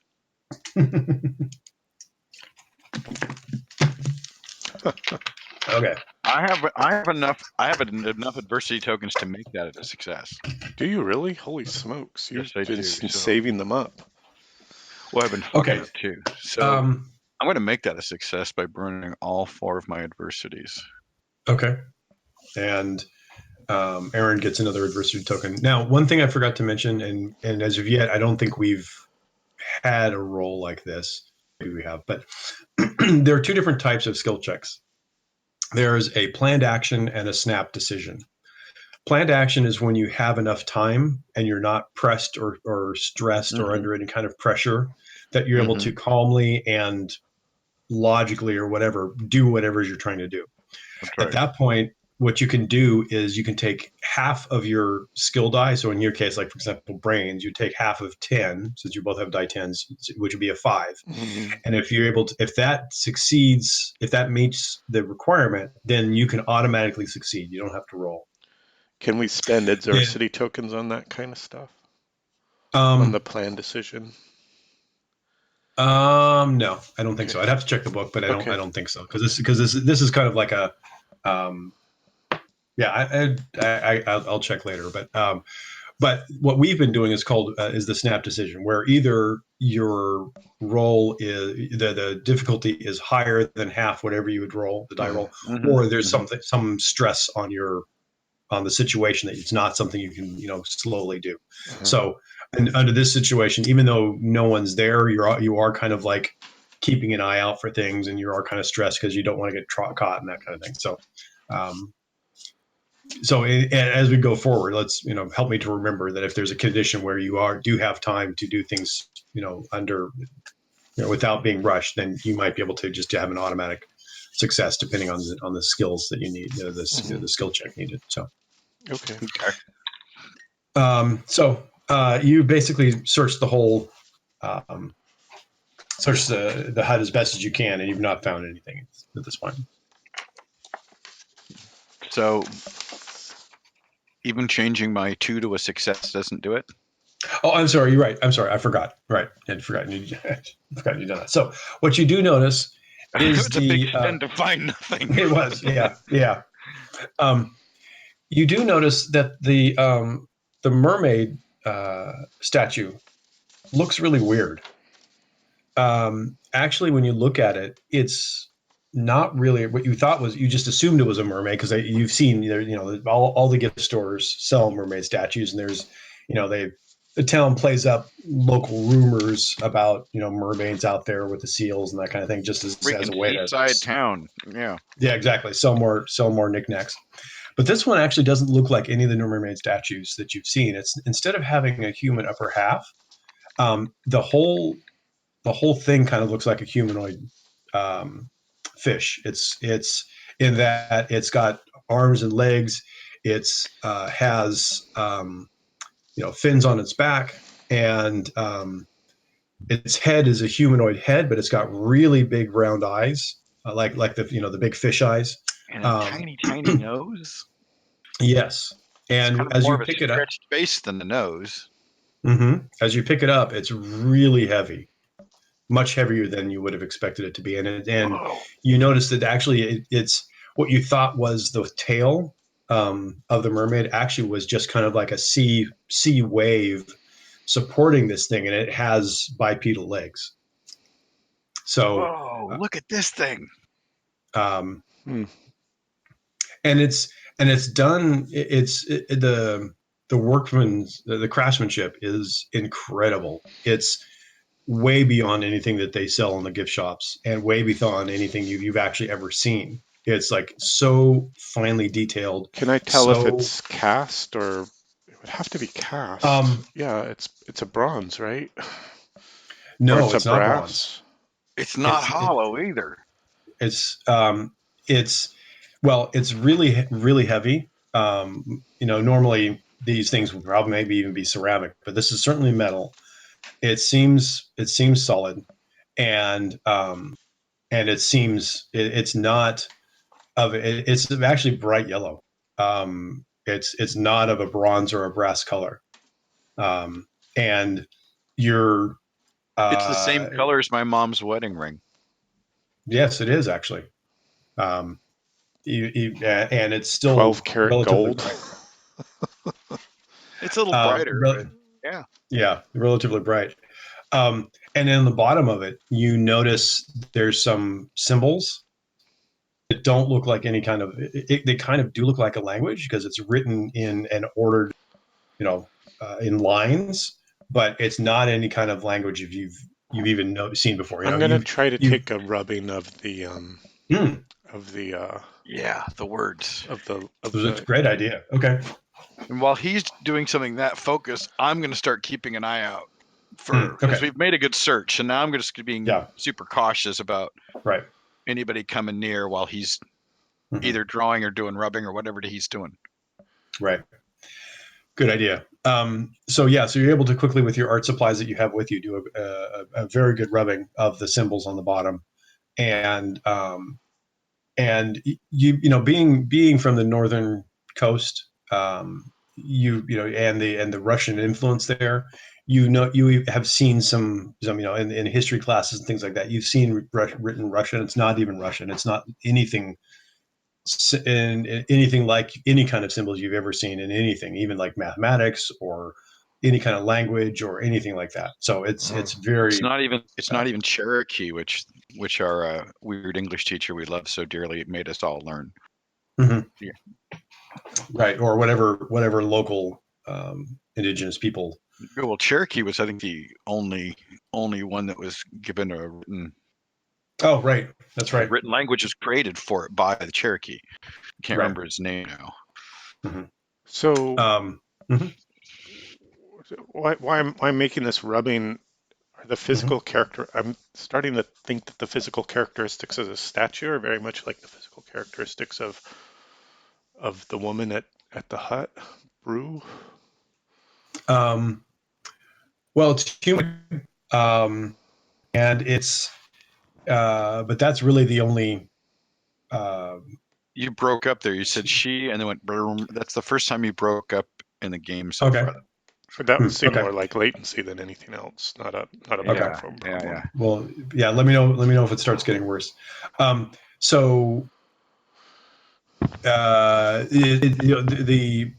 The statue is certainly humanoid, but that's really the only similarity. It's a woman, right? I mean, not necessarily. It's kind of androgynous. It doesn't have male bits, but it doesn't seem to have female bits either. Okay. And it's the key feature that Baru has is her hair, and it's hairless. Yeah. And actually, if you think back, other than maybe the face and the shape of the big eyes, it looks a lot like that stupid old horror movie you watched. Something about the Black Lagoon, or something like that. Yeah. So something like kind of vaguely like that. Obviously that was a rubber suit, but this is way more detailed, way more still fish-esque. Yes. And I think it's gold. So I think we're going to quickly take the rubbing and then get out of here. Mm-hmm. I agree. Right. Yeah. So you're able to, you check the coast is clear before you head out, and you're able to get out of the house, and get get to another secluded spot around the town, that you're able to kind of like gather your wits and just plan your next step. So now that you've searched the shack, what are you planning? You're going to go for a boat next? Yeah. It was a good idea about that rubbing. Yeah, very good idea. So as you are kind of like you went like 2 or 3 houses away from his shack, trying to just not be quite so suspicious right there, and you're talking about what to do, and you notice, looking down towards the dock, you notice there's actually a man kind of hanging around McCormick's boat.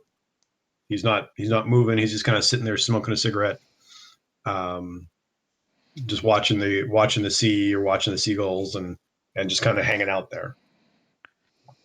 You ever seen him before? Who is that? Is he like somebody from the town, or is he an outsider? He's one of the he's one of the fishermen. He's a fisherman that you've seen, McCormick. hang out with or seen he's with. worked. He maybe crews McCormick's boat. Right. Yeah. Or helps them out, or you've seen them together before. There's actually a group. While McCormick is a bachelor and is kind of gruff and tumble, he does have a group of like 3 or 4 other men that he'll hang out with. And actually, my those mom calls people like that cronies. cronies, yes, that's his cronies. And actually, so it's one of McCormick's cronies that's actually standing there, just kind of hanging out. Well, why isn't he out looking for folk? Yeah, It's a good question. That? It's a good question. I mean, we're not, but we're kids. But we're done. kids. We're kids. Yeah. Kids are dumb. How are we going to handle this? How do we distract him, get him away from the boat? I don't know. Because now I know it's there. It's got to be there. I think the guy's guarding it because he doesn't want Brew to get there. Right. Oh man. In the movies, they'd swim in from out in the water and they'd swim in the boat and I'm not him getting noticing. wet. But I'm not doing that either. Are there other boats that are like, is it like a yacht harbor where boats are like kind of closely abutted? Is it that kind of situation, or is it something different? More like a wharf situation, or what are we? What do you see? There's a pier on one side of the boat, and then there's the boat, and then there's another boat next to it, and then there's another pier, so that way that each boat can unload its catch. Right. So there is one boat that's So sometimes on a wharf kind of situation, there are like planks, and there are the big hang on, let me draw what I'm seeing. Sometimes on a wharf there are like pillars, right? And the wharf is up here, and then the boats pull in and they unload their stuff, right? And underneath there are like planks or rafters that go between the pylons. Is it more like a yacht harbor where boats pull in and and it's like a floating? I see what you're saying. What do they call it? A floating berth, right? Yeah. Right.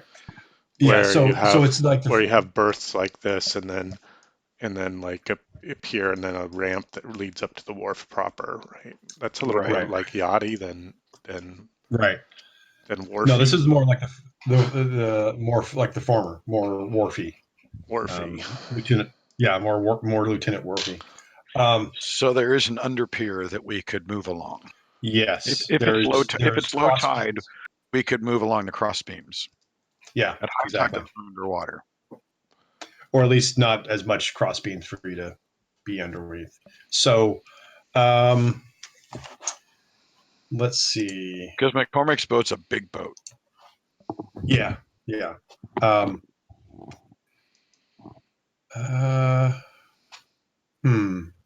Which is another reason it's weird that one person would hire him to go out, because he's a big fishing boat. Right. Yeah, and actually, you were right. His cronies are actually his crew, so that's they're all working together. My dad doesn't like those guys, but my dad doesn't like anybody. Right. This is the kind of thing that I'm thinking about. If I just put an image in the Discord. In the Roll20. Sorry, I guess I could have pasted the image into the Discord. That would have been smarter. How did you put it there? Oh yeah. That's exactly what I was thinking. Oh, okay. I see it now. Let me get to it just a second. I don't want to click on it because that'll. It'll just open another window. Perfect. Oh, okay. I thought it. Yeah, that's exactly what I was Yep. thinking of. So even Yep, a small exactly. boat could go there. Perfect Mhm. Yep. for a So yeah, that's 3-hour tour. um, so yes, it is like that. And is it high tide or is it low tide? Oh, it's low tide. Okay. I was trying to figure out a luck stat for you to roll to see if it was high tide Just or low odd tide, or but I couldn't. even. Yeah. Yeah, that's true. But Flip I a couldn't figure coin. out what that would be. It Yeah. just tells a better story if it's easier for us to do this thing that only a kid would do. Right. Right. Yeah. We'd kind of like delay the story if it was high tide. So Well, it's low tide. what are you gonna do for an Right. hour? Oh, we go to Denny's. And by then it's 10 o'clock and we have to stop playing anyway. Exactly. So it's low tide. And there is a understructure of the wharf of the dock that you can crawl through if you were so inclined. I am, and I'm gonna grab um I'm gonna grab a handful of stones, and put in my pocket. So you can sink to the bottom when you fall in. Yeah, it just makes things quicker. No, in case there's a noise, in case we make a noise, we can throw a stone out into the water so it sounds like something moving through the water that made some noise under the pier. Oh, okay. That's just thinking like a sneaky kid. Exactly. Yeah. So you're Plus, I thinking remember more my like friend saying any form of combat is lethal, so I'm trying to avoid Mhm. any way of getting found. Sounds like more like you're thinking like an adult who's watched many movies about sneaky kids. That's it. Well, this is a movie okay. about sneaky kids. Exactly. So so your plan is to try to find a point. We're out gonna of crawl sight. around. We're gonna crawl around under the pier, and yeah, and try to get onto McCormick's boat. Right. Okay. So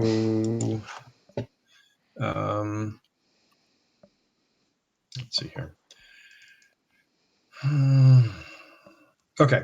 So I would like you both to make a brawn roll to, do the climbing portion. Uh-huh. And actually, we'll make it a difficulty of 6. Jesus. No, I'm sorry. That's fine. Actually, I guess it's hard. I mean, I guess it's hard, right? yeah, because it's Fuck. it's Oh no, I can't do it. I can't do it even with adversity.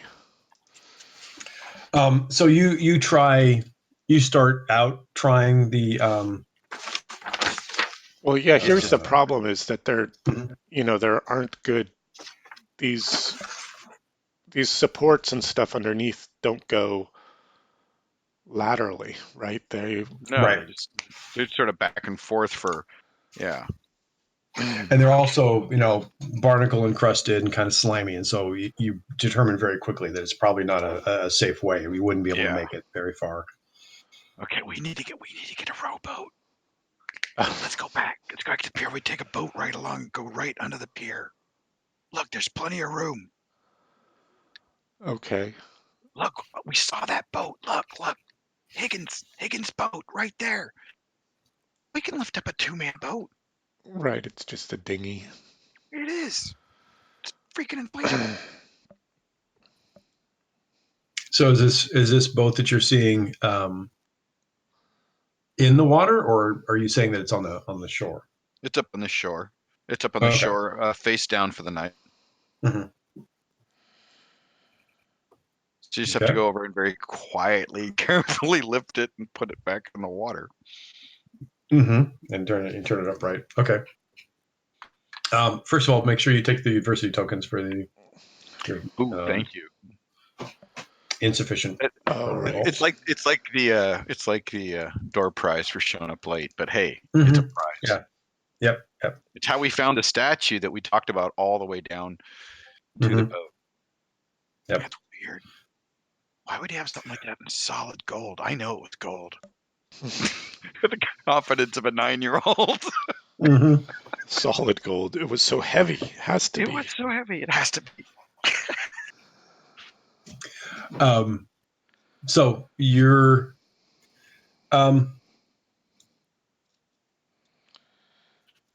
okay. Somebody roll a die and say pick high or low before you roll the die. High. Succeeding, picking it correctly is good. I'm deferring to Aaron. He takes High. over beauty. High. Okay. Okay. Good. Nicely All right. So done. you're able to get down to the boat, get down to the dinghy, and flip it over and get into the water, and quietly start rowing towards McCormick's boat. Oh, we don't even need to row because that would make noise. Once we're underneath the pier, we can just hand over hand using Kind the of bottom pull of ourselves. I see. the under pier. Yeah, because I'm sorry, I misunderstood what you're suggesting. Okay, yes. Oh no, Even no, better. you were right. We would row, but I think using the under pier, we can do it very, very quietly without Mhm. using the oars, Mhm. which are in the boat. So when we have to use them, we can, but hopefully don't have to. Okay, great. So you're able to pull yourself along through the under pier and get.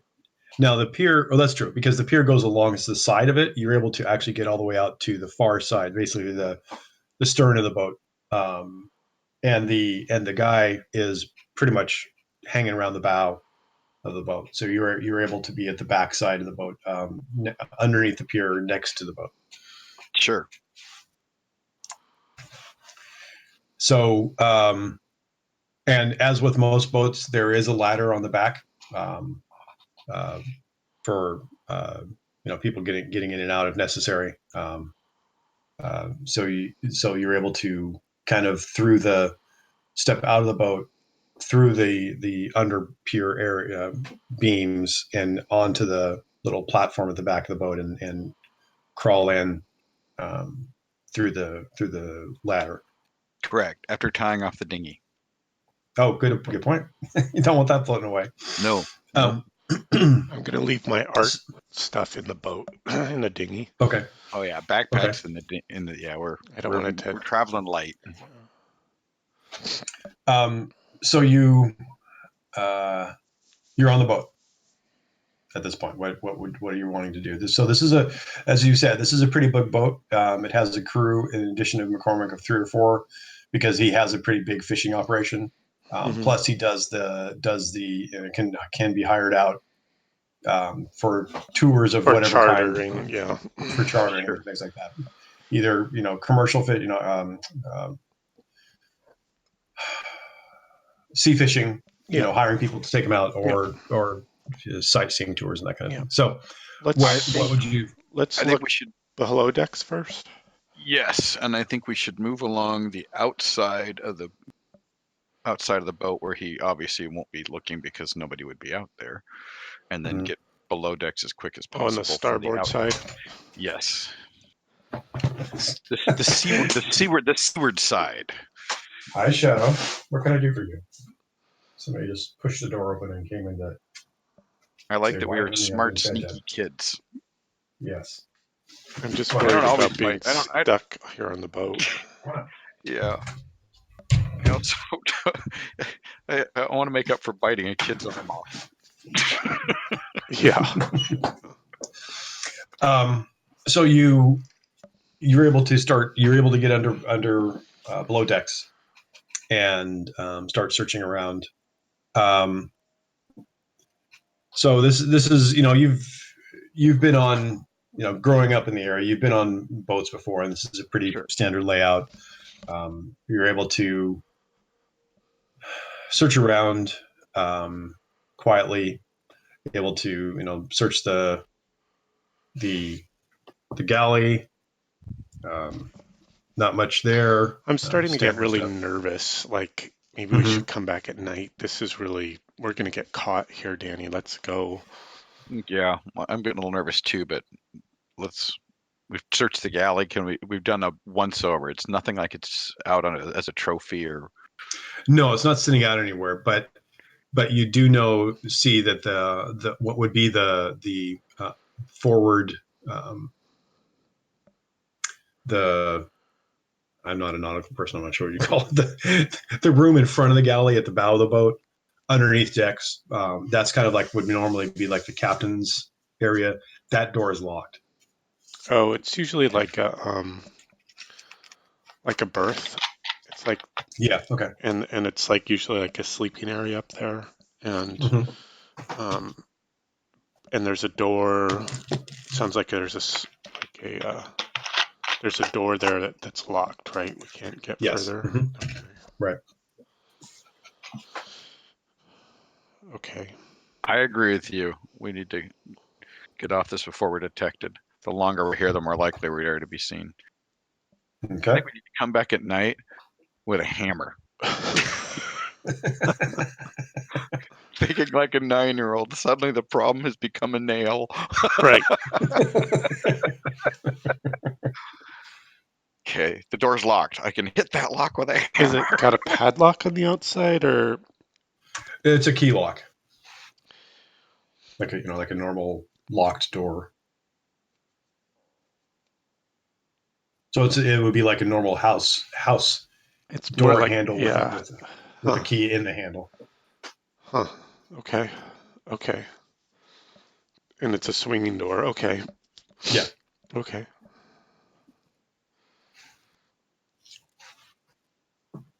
So you guys are Yeah, we're gonna get out of here. It's too okay. scary. Yeah. All Super right. cautiously and not taking anything or really moving anything. Mm-hmm.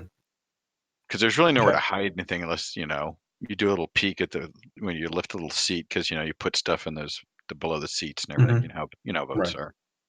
Right. Yeah. It's like you said, we've grown up around boats. We know where to look for the obvious. Right, like in the sea chests and whatnot. Mm-hmm. Right. Right. So you are able to get off the boat and then paddle push your way back underneath the underneath the pier and get the The dinghy back dinghy, up on shore. because we're polite. Yes, and it would be strange if it was not. Right.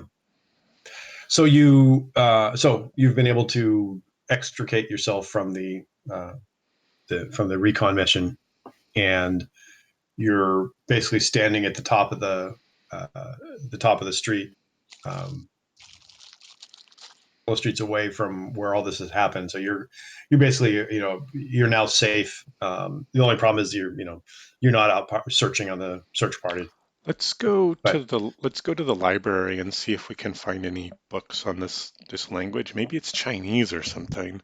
That's a good idea. Um, You can- okay, what I want to do is when we get to the library is sit down and convert the rubbing to an actual drawing, of mm-hmm, the characters, trying to kind of puzzle out how they work mm-hmm, and if mm-hmm, they seem familiar. See if, and I think, and even show them to Naomi and see if she mm-hmm, knows like where the books on languages are, what kind of language mm-hmm. this would be. Right. Okay. And I'm going to So you read get myths. okay. Good idea. So You, you go to the library. what are you doing, Danny? I missed it. I'm reading myths. Myths. Okay. Myths, because I think there's something spirit going on here because I'm a kid. And Okay. Right. that's my first thought. Language, that's okay, but that's weird. You can solve that. I don't know what's.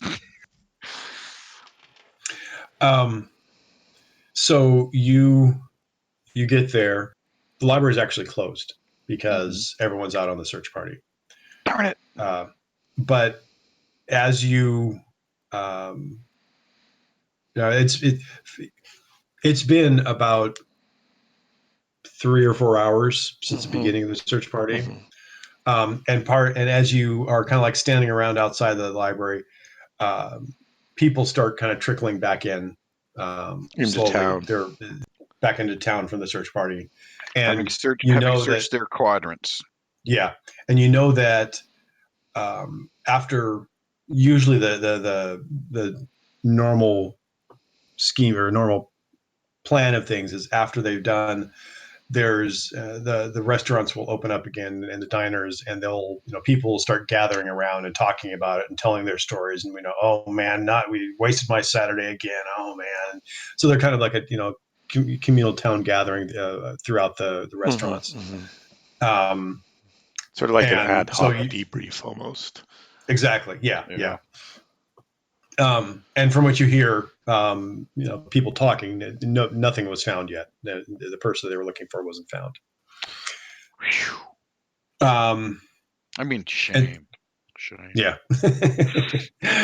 So as you are, you're able to kind of like infiltrate yourself back into the crowd and make it kind of looks like you were coming back from searching, so that you're able to not be questioned as to why the lazy kids aren't out there helping. But you do also see Naomi as you're walking back in. If you're wanting to approach her or whatever. Yeah, we're like hanging around the library, like waiting for it to open. Maybe when I see her, I will like waving at her, trying to get her attention, like so pointing at the doors and like shrugging my shoulders. We look puppy eyes too. Please allow us near learning. Allow us knowledge. Right. And actually, Saturday is. So I'm trying to remember. You guys would play D&D at the library, right? Right. Mm-hmm. Right. Was Naomi involved in that at all? Well, the library is part of the whole community center. Right. Okay, and was Naomi actually involved in the D&D at all, or is it just that she was maybe like only like in a kind of amused sort of organizational, like what room or table can we use? I see. Okay, so she didn't actually she didn't actually play. Or when excited 9-year-olds explain their characters, she's like, "Oh wow, hey, have you read this story? You might really like it." And you're like a good librarian. Okay. Okay. So she. Yeah, she's not part of our circle of friends that would play D&D with us. Hell no. In fact, yeah. So she. This is still a period, and there's not a lot of women playing D&D. Right. Good point. She comes over and says, "Boy, you guys are excited to start your game today, aren't you?" Got to research it, really. Okay. Give me a few minutes. Let me go get some coffee since I'm still cold from searching outside, and I'll be back in about 15 minutes, and then I'll open up the library. Okay. So she disappears and gets the coffee, comes back, and says, "Okay, let's get you inside so you can start your adventures." And opens up the library. Opens the library, turns the light on, opens up the community rooms that you've used for your games before, and she sets up, kind of sits down behind the main desk, because it's as I picture it, there's a main entry lobby, and the library is on one half of the building, and the community rooms are on the other half of the building. And so she opens up both the library and the community rooms, and then there's a nice garden courtyard in between the two. And she's actually more the building organizer. She's not a librarian. Right, but that's all there is. Right? There's no librarian either. I mean, okay, that's true, because you're small enough. Right. Okay. Good enough. So she opens everything up. She wears many hats. Mm-hmm. So I'm trying to figure out a way to show her the drawing of the weird language, and say, do you know what this is? What does it look like to you? Where are the books on languages? But what's the pretext why I have this weird reference? Right. Can you help, Danny? Can you think of something? Yeah. Or maybe I'm looking at this the wrong way. I don't know. Well, no, just so you do a drawing of it, and we can say we saw it on a picture, and We either saw it in a picture in one of the knickknack shops, or at your grandma's house, and this was on a statue, and you wanted to know what it was. You lie about where we saw it, and it's got to be somewhere you saw it elsewhere, so we can't immediately go check it. Right, and without any personal connection, like why don't you just go ask them, kind of thing. Right. Right. So what are you doing first? Are you gonna do some research first, or it sounds like the first thing you're gonna do is transcribe the characters? Yeah, that's the first thing I'm doing. Mm-hmm. Okay. So you're able to work on that, and then Danny, what are you doing while he's doing that? I'm gonna go to the card catalog and look up myths on first up Native American myths on seals and shape changing. I'm also going to look up Russian myths because this area was once full of Russians, and I'm going to look at that as well. Right. And I'm too young to know anything about Lovecraft at 9, in my opinion. 13 maybe, but yeah, I didn't read Lovecraft until high school. Lovecraft? Why Lovecraft? Because it's your game. Good point. Besides the metagaming aspect that it's this Nils we're dealing with. Yeah, well, it's just anything with the ocean, you immediately think Deep Ones and Cthulhu and yeah. You give me the ocean and caves. What do you expect me to do? So, what do you expect any gamer to do? It's exactly. For God's sake, he showed up in the opening credits of Brick and Morty. I've never seen that. Anyway, let's not get distracted by that. So you Sloan is transcribing it, and Danny's looking at books. You do find some because obviously this is there are more indigenous people here in the area because of the population. There is a good selection. There's a good selection of local myths, but also other myths in general. And it's not easy to find anything specifically about seal myths or something like that. But you're able to find some books on local, both general indigenous people myths and also specifically this area. There was one or two small thin pamphlets, almost more like the kind of books that they would sell to tourists about the local history of the local area, kind of thing. Right. So, and as you are doing all this, Danny's got a couple of stacks of books in front of him, or a couple of books in front of him, and Sloan is still transcribing the text.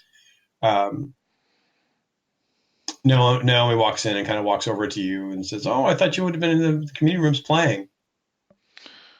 Oh no, we're working on I'm working on a puzzle for the players. Mm-hmm. And I'm working on a new character. Interesting. Do you know what these what language this is? And I show her the drawing that I'm working on. Mm-hmm. Mm-hmm. She blanches and is looks visibly shaken and says, "Where did you see that? Tell me now." Oh, I saw it down on the. Danny's kind of like, "Whoa." This is where I'm casual stuck. I'm like, I don't know. I just saw it somewhere, and I thought it looked cool. She's actually kind of looking around, looking over her shoulder. She walks back out and looks back out the library door and comes back and sits down and says, "You need to tell me right now where you saw that." Danny and Sloan look at each other like, and I close my we looked at each other like we have to tell the truth. I think is kind of the look is what I'm giving you. It's okay. So not the whole truth, but where we found it. down, down, down by McCormick's shack. That's all we'll say. Just down by McCormick's shack. It's hot down Yeah, there. through the window. Through the window. Okay.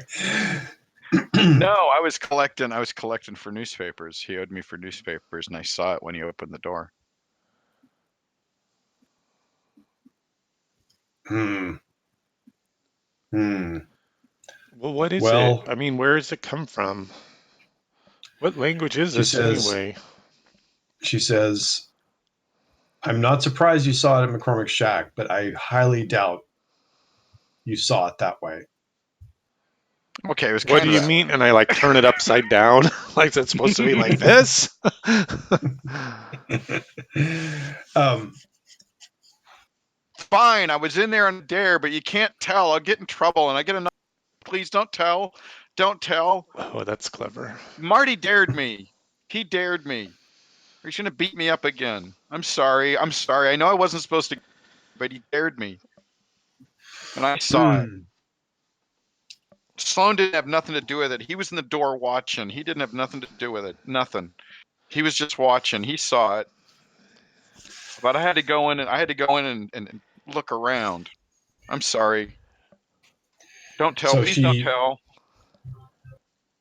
she leans forward and notices the rubbing that you're transferring it from. Hmm. And she kind of like looks at you both and says, okay, well, you need, she says, I need to take those now. You can't have those. You will be getting into more Well, serious trouble. I thought he had done the transcription so she didn't see the rub. Well, they're Well, all in my sketchbook, right? So, Okay, right. And he was like in the middle of doing the transcription as she walked in. gotcha. Okay, So she said, but I, why? It's just an old fish guy. well, it was just a rubbing of the script, not the, right, Right. did you sketch the statue? No, not there's yet. no picture of it. Okay. No. Okay. I thought you said it was just an old fish guy. Oh, you mean the Us- captain's an old fish guy? Yeah, that's a good description. Okay. But it's just a bunch of scribbles. And Just she thought said, it would look good this for the is, game. Right, right. this is something that adults need to deal with. I need those right now. And you need to never go back to that shack. Okay, promise you won't tell. If you won't tell, I won't go back. And she says, I won't tell. You're good kids. I know you were, I might believe what you're telling me is how you saw that bat, but this is more serious than you realize. And more trouble than you want to be getting into. All right. Well, you're not going to get in trouble, are you, Naomi? And I tear out the rubbing from the sketchbook Um, and give her the and rubbing and the transcription. But I've already right, kind of pretty much burned the characters into my mind anyway. I'm pretty sure right, I could right, Draw recreate 'em them again. again. Hmm. Yeah, yeah. right. Yeah, and you can Which use is the why I old. draw them in the first place. Hmm. Hmm. Right. She says, "I'm just going to burn these, so there will be no evidence of this." But then, you're handing her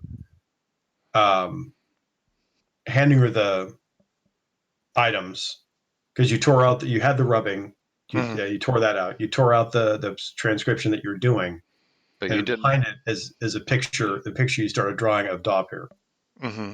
and she just like looks even more shocked than she was before, and like tears almost start coming to her eyes when she looks at it, and she says something in a what you recognize as a indigenous language that you obviously don't understand, but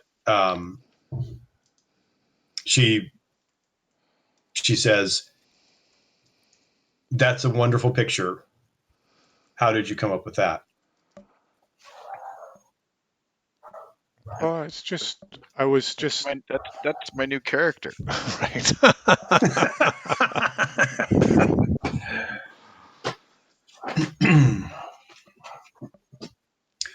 um,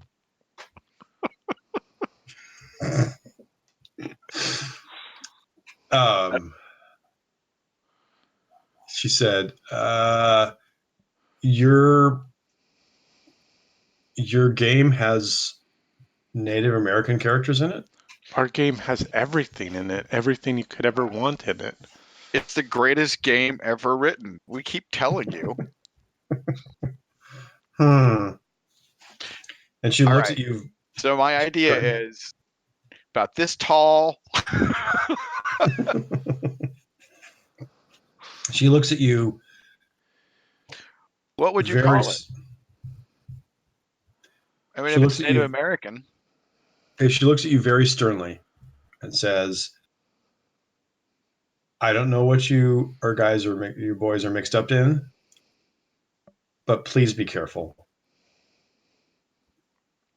You're good kids, and I don't want anything to happen to you.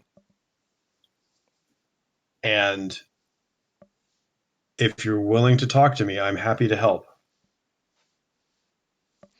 But please be careful." Grown-ups are always saying stuff like that.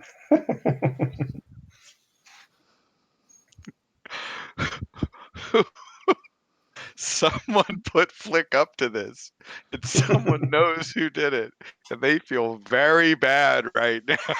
Grown-ups are always saying stuff like this. Well, what do you think we should do, I think Danny? we should Should we trust her. tell her what's? I think we should trust her. Maybe we should take her out to meet the. I mean, grown-ups can figure stuff out together, right? I mean, Naomi's almost a grown-up. Well, Naomi's people have always been here. And my mom said to respect that. And Naomi's always been cool with us, and she's always been. This is not when Naomi's gone off to do her own thing and left us to our own devices. Right. The be careful part. Yeah. Right? So after she and I'm redrawing the phrase in my sketchbook. Right. In the back of the sketchbook, and because where you drew it, it's left the indentation on the next page anyway. Yeah, so it's even easier to work from. Exactly, we can dust it later if we had to, but she had to have eyed the stack of books on Native American mythology that I had there. Right. So I think we need to trust her, because this is the point in the movie where you have to bring a grown-up into it. Well, really, because getting that lock off, that's kind of beyond a 9-year-old.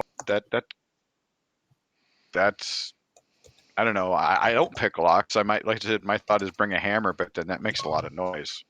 Right. Okay, so you're having that conversation. Are we going to tell her everything? We're going to tell her about Brew? We have to tell her. If we saw it, we can just say we saw this in the woods, and not mention Brew.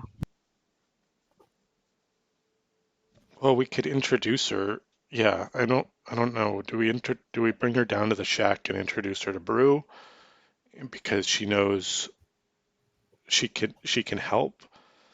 Okay, I think let's see. Let's tell her that we saw Dobbs, and that we fed Dobbs an apple, and he was really, really cool, and see how she reacts. And if she's all freaked out, then we kind of leave it at that.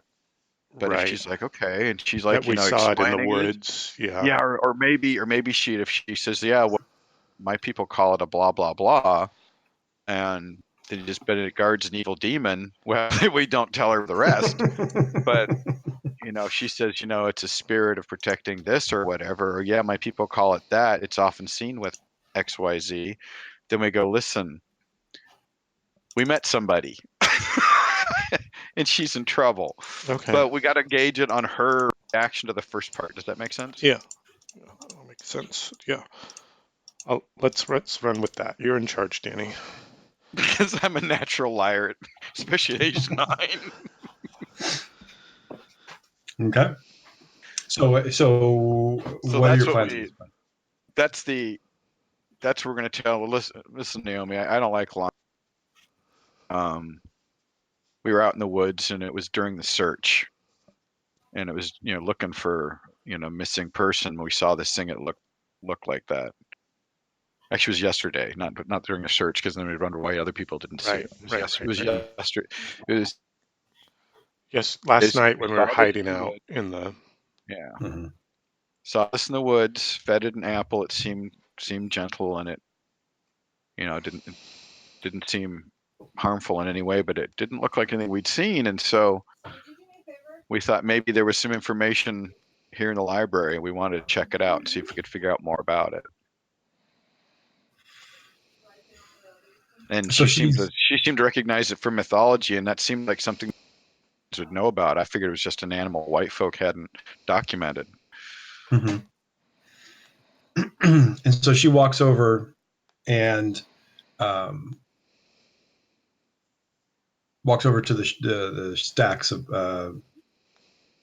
books that you pulled out, and picks up one book you hadn't gotten to, and flips through the book and turns to a page about the myth of Dobhar Chu, which is, and it says next to it, King Otter, and it shows you the picture and says, "Is this what you saw?"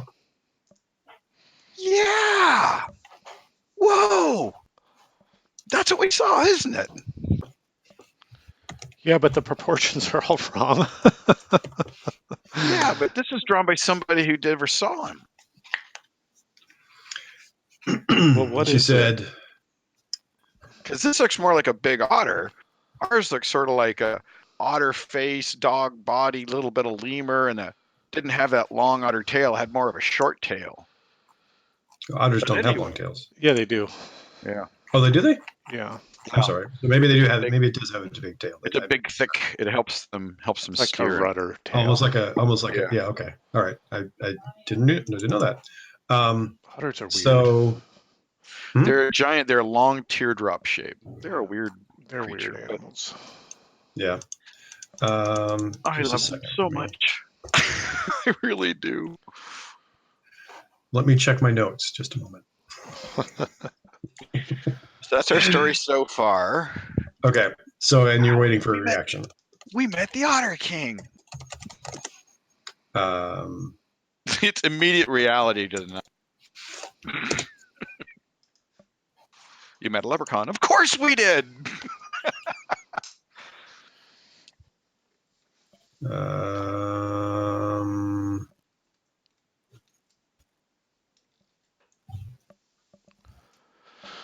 Okay. All right. I won't worry about it. I was trying to find a good picture. Oh, actually, let me see this.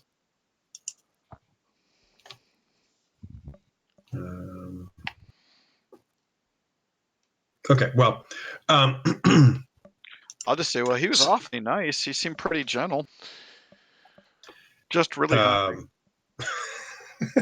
Okay, I'm trying to find a picture of one. Of an otter? All the ones of this entity, and all the ones I'm finding are like have arms in their mouths and things like that. That's not what I want. Because they're eating a human being. maybe you do want that. Maybe that's what's shown in the library book. Yes. Good point. Anyway. Yeah, but he wasn't eating anybody. He was just right. He's little. He couldn't eat anybody. So she shows this picture and said, she says, yes, that is one of the myths of the indigenous people in the area, and you actually saw him, and you interacted with him. Yeah, he was real nice. Okay, I brought him some fish this morning. And she like takes a step back, and her like hand goes up to her mouth, and just like, I can't believe What was that? What did I do? Something? Did I mess up? No, I can't believe he's staying on land for so long, and something must be very wrong if he's away from the ocean. Okay, now we give each other that kid look that says, "All right, we got to tell her everything." Well, okay, he's got a friend. He's hanging out with somebody. Is it the woman that they're looking for? Maybe. But she didn't hire the captain. She said he's lying. Good, nice. And what did you say? I said nice. Oh, yeah, it might be her, but she said. Accidentally say I know more than I do. Yeah, exactly. So she said, and she says, so it is true. She's trapped. Has she what has she asked for help? What are you helping her? She says she needs her seal skin back. McCormick stole her seal skin. It's not in his house. We looked. It wasn't there in Adair. I was looking for the seal skin. And she says, that bastard. Oh, and then she said, oh, sorry. He's been. Well, and I come clean too. That's where we found the rubbing of the weird language. What does it say anyway? You got to tell us. We told you what we know. You have to tell us what you know. It's only fair. I can't read the language. I don't want to read the language. It's an ancient language from deep below the sea, but I do recognize it. It's like Mordor. I carry a copy of The Hobbit with me. You know, I've read. You do. That's true. That's right. You do. I've read Lord of the Rings. False. It's like the ring, right, Naomi? It's like the ring. She's not sure what you're talking about. Yes, she's a librarian. She knows what Lord of the Rings is. Oh, right. That book. Right. Okay. I think I read part of that. I couldn't get through it. It was too boring. What are you sending? Oh, yeah. Okay. So she says, well,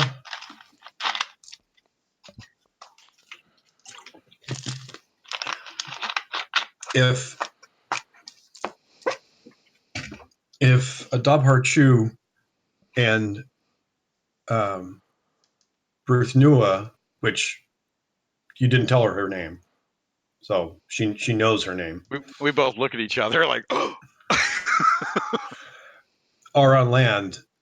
It's obviously because Ruth Nua can't go home, and so what you're saying sounds true. That she would need that sealskin to get home.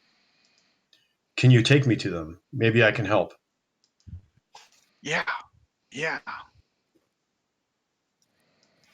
And she said, well, I can't leave now because the library needs to be open. That's fine. I need to go buy some more fish. No, he was wasted. That took something out of him. But but the library will close at 3 since it's Saturday. So meet me here at 3. And we can and you can take me to him. Oh, this is going to solve everything. A grown-up who believes us and knows what's going on. How often does that happen? Only in the movies. Man, metagaming, that means she's about to die. But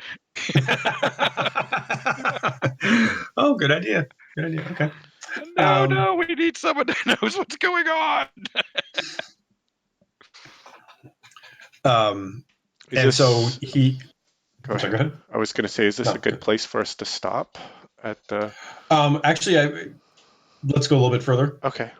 But I'm paying attention to the time. So sure.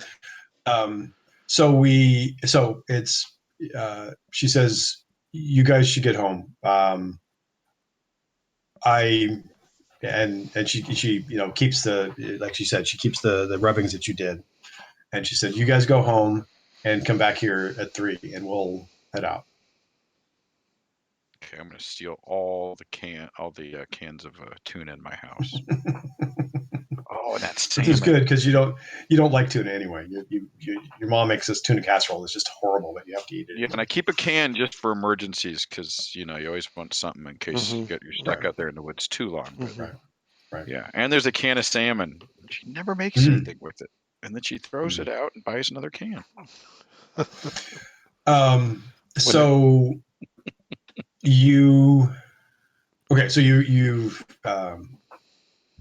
she's asked you to, she suggested that you leave the library and head home until 3. What would you like to do? What time is it? At this point, it's probably about 11. No, I'm sorry. It's later than that. Yeah, let's say 11. 11 is fine. That seems about right. Well, because we were supposed to be at the principal's at 10. We were intercepted on the way and told Like at 9, like 9, Yeah. 9:30, so that was canceled. And then we went down, we searched the shack. 10:30, 11:30, Yeah. 12:30. It doesn't. It's about Yeah. 1 o'clock would be my guess. 1 o'clock, 2 o'clock. Okay. I say Right. we go home, grab all the tuna we can grab, and then come back to the library. Make some lunch. Make some PB&J. Yeah. Yeah. Make So our own get a lunches. chance to get a chance to replenish your iron rations or whatever you want. Oh yeah, my backpack.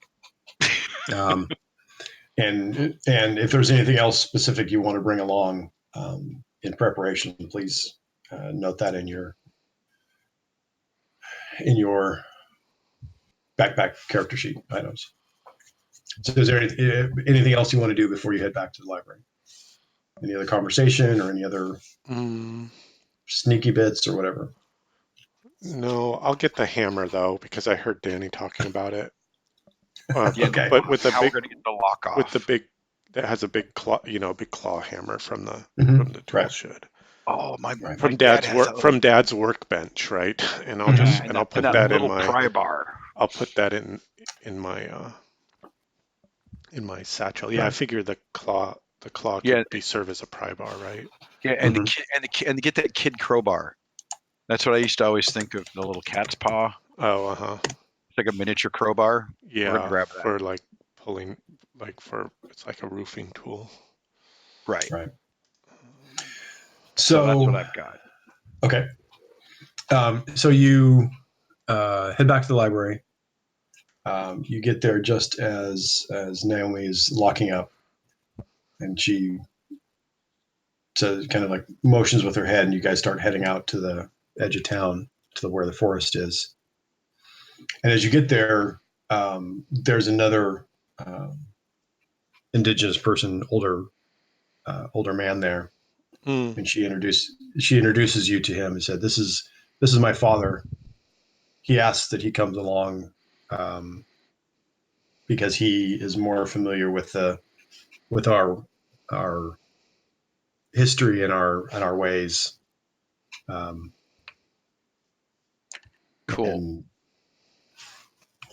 And no disrespect, but you guys are gonna have to follow behind us a little bit at some point because I don't know how they'll react, and we want to warn them that we're bringing you. And they both agree. What's his name? What's his name? The father's name, or what's the Naomi's family name? Yes, I am working on that. Actually, hold on. What was the? You just sent that link. Let me get back to that. I was looking at the picture of the otter. No, this one, not that one. Here we go. I saw the picture of the Here we go.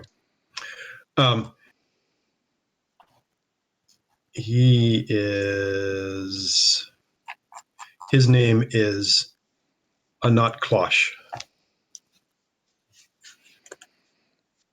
We're very respectful. Here's his picture.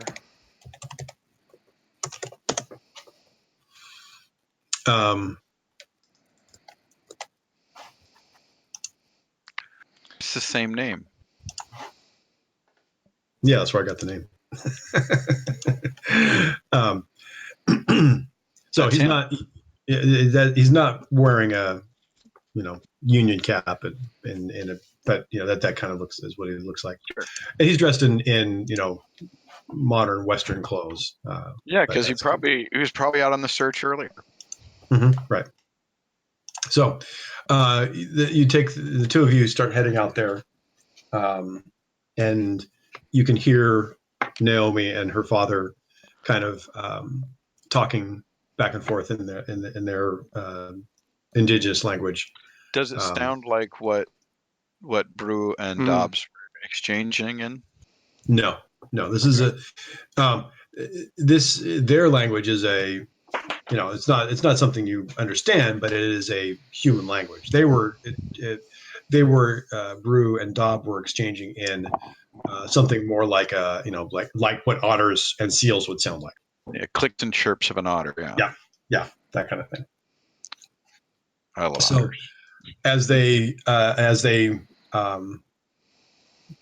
as you approach, so you're getting close to the cabin, and what will you do? I think the plan was for us to go on ahead and Mm-hmm. And Warren Bruin Dobbs. Mm-hmm. that we brought some friends from town Mm-hmm. that said they could help. Okay. And tell them. I'll go back and get them while Sloan explains to them what we saw and where we What think we the seal did, is right? Yeah, Mm-hmm. Mm-hmm.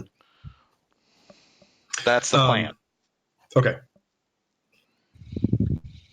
So you approach the hut or the shack, and the secret rock is not in the secret place or whatever it was. So from what you can tell, they're still there. This time, you can hear some rustling and in the shack, and then you hear Bruce say, "Dabhar, no, wait." And so you can kind of see Brew kind of peeking out the window, and then she recognizes you, and she stands up, and Dabhar runs out again, kind of with his hands open, Right. Going like this, gimme. Yeah, yeah. Right. Opening So and closing little otter hands. Mm-hmm.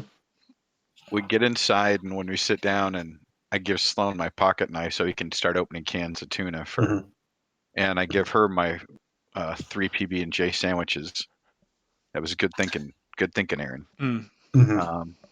And that's when I tell her what. Didn't you say you also went back and bought more fish?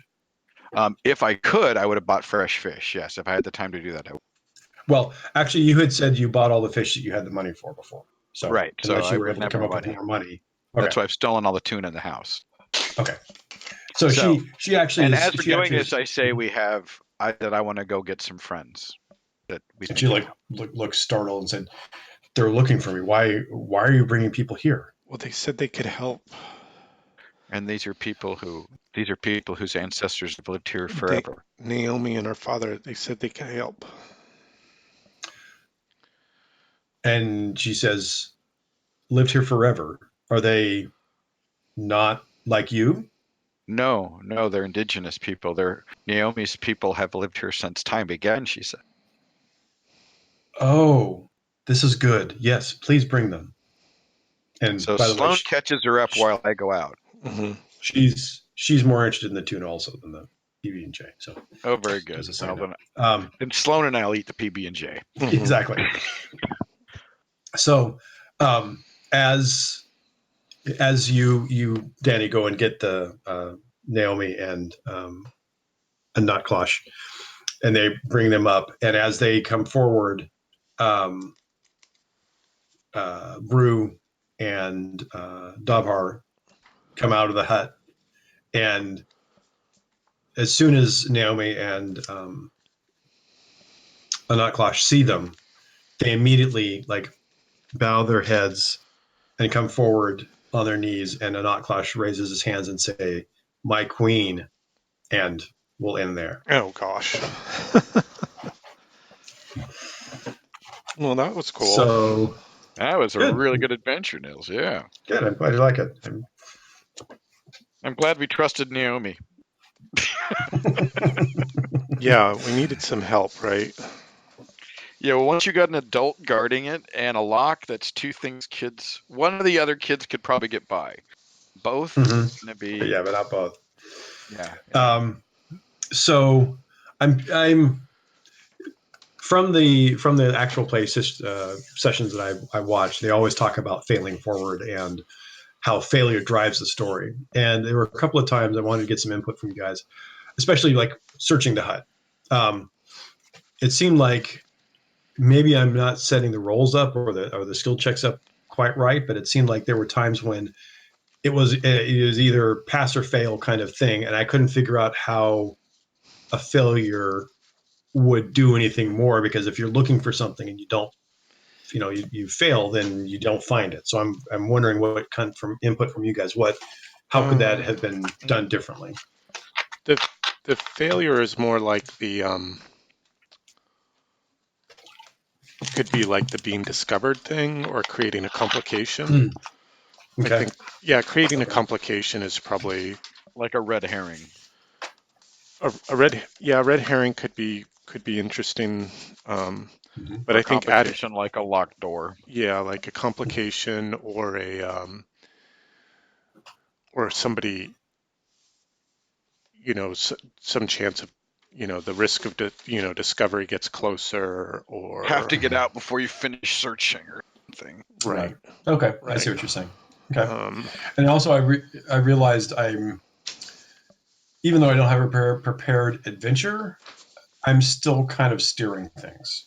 I've not gotten into the mind space yet where I can well, why do keep you? things in. I didn't feel very steered.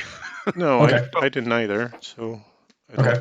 All right. It Because I feels want. it right now. It feels to me because the first game was very much the what the fuck is going on in this very normal world episode.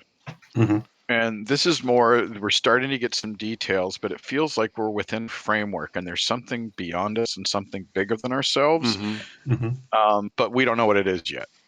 And I Right. don't feel led by the nose at all. In fact, Okay. Great. I'm feeling a little, I don't feel adrift, which is really important. I hate Mhm. that.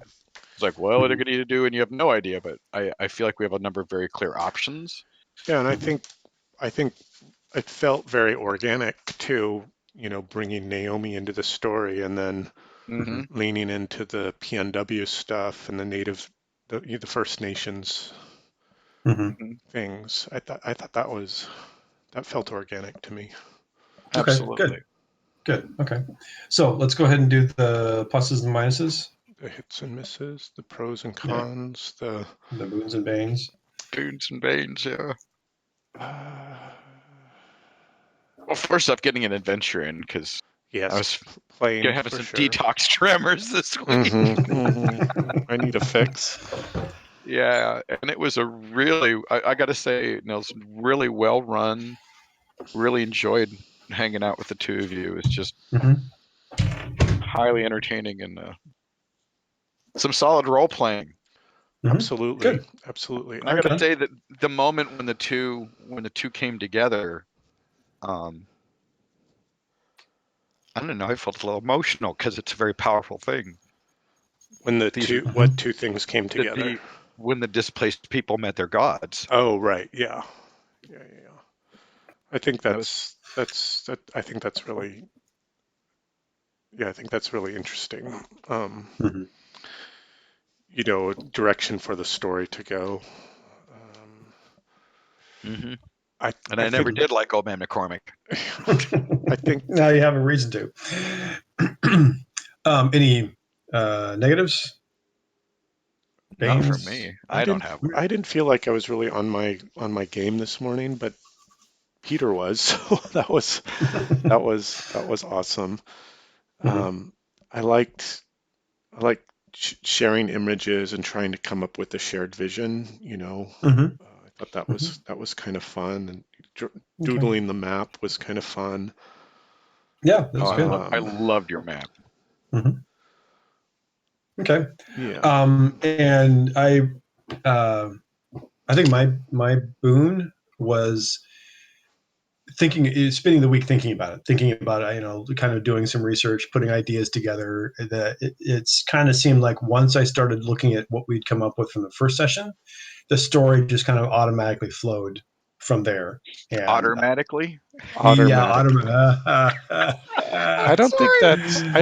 Oh, I don't think that's bad at all, right? I mean, I think no. that's I said it was a boon. It was something that oh was good. okay, gotcha. Yeah. I enjoyed having this watching this kind of this story just magically come to life Mm, from the bits and pieces that we put together. gotcha. Um, yeah, and and you had then emailed me at one point in the week asking if I would do a sketch of what I'd seen, and I was giving it some Mhm. thought, and then I get another one the next day going, never mind, I have an idea that's going to go over my mind's like, well, that was easy.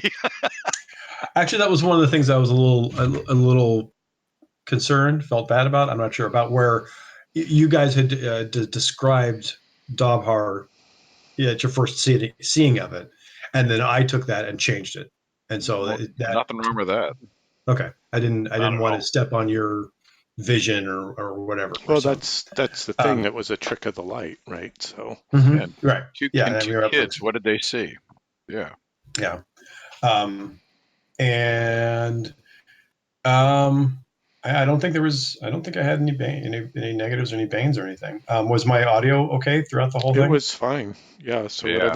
whatever No tweaks you made cutoffs. to it worked. It seemed like there were once or twice you guys were cutting out for me, but that, again, it could just be latency. So maybe Grace was Erica was watching TV and Grace was on the Wi-Fi last time, so we were stretching our bandwidth or something. So I don't know, but it so was for good this obviously morning. good, okay. For this coming week, we'll need to change my schedule. There's a chance I might be able to do again a Sunday morning. But there's also a chance that Erica's sister might be staying with us, and there are extra beds in the same Yeah. room I usually play from. So The yeah, other option is, 50-50. yeah, or maybe on Friday. Erica's got plans for most of the day on Friday, but that would be more like That's actually probably an my afternoon. Thanksgiving. I will be Okay. at Heather's parents on Friday. What Okay. about Wednesday? We're Wednesday night. Yeah. I'm good. Let me see, because we're actually hosting a second Thanksgiving on Saturday, and with Erica, we're going to be gone on Thursday, and Erica's busy on Friday. We might be frantically cleaning on Wednesday, but let me see how we get what the days Yeah. approach. So we'll Fine. keep either Wednesday night or Sunday morning, and we can firm up as we get closer to the day.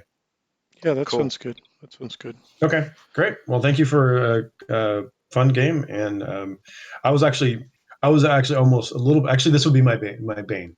I was a little worried because I was thinking that I would, it would drag. It would be afloat, and I wouldn't come up with ideas, or something wouldn't work right, and I had 3 hours to fill, and I wouldn't be able to. Well, So that's fine too. When if you come to a roadblock, then it's just like, well, let's close the session for now and then pick it Yeah. up again later, right? it's a good point. Good idea. So, okay. Well, talk But to you guys later, it and never felt like that to us. So good. I'm glad. Talk to you guys later and have good multiple turkey days, whatever you guys are doing. And I will talk to you hopefully within a week. Sure, sounds good. yeah. Bye. Bye. Talk to you guys soon.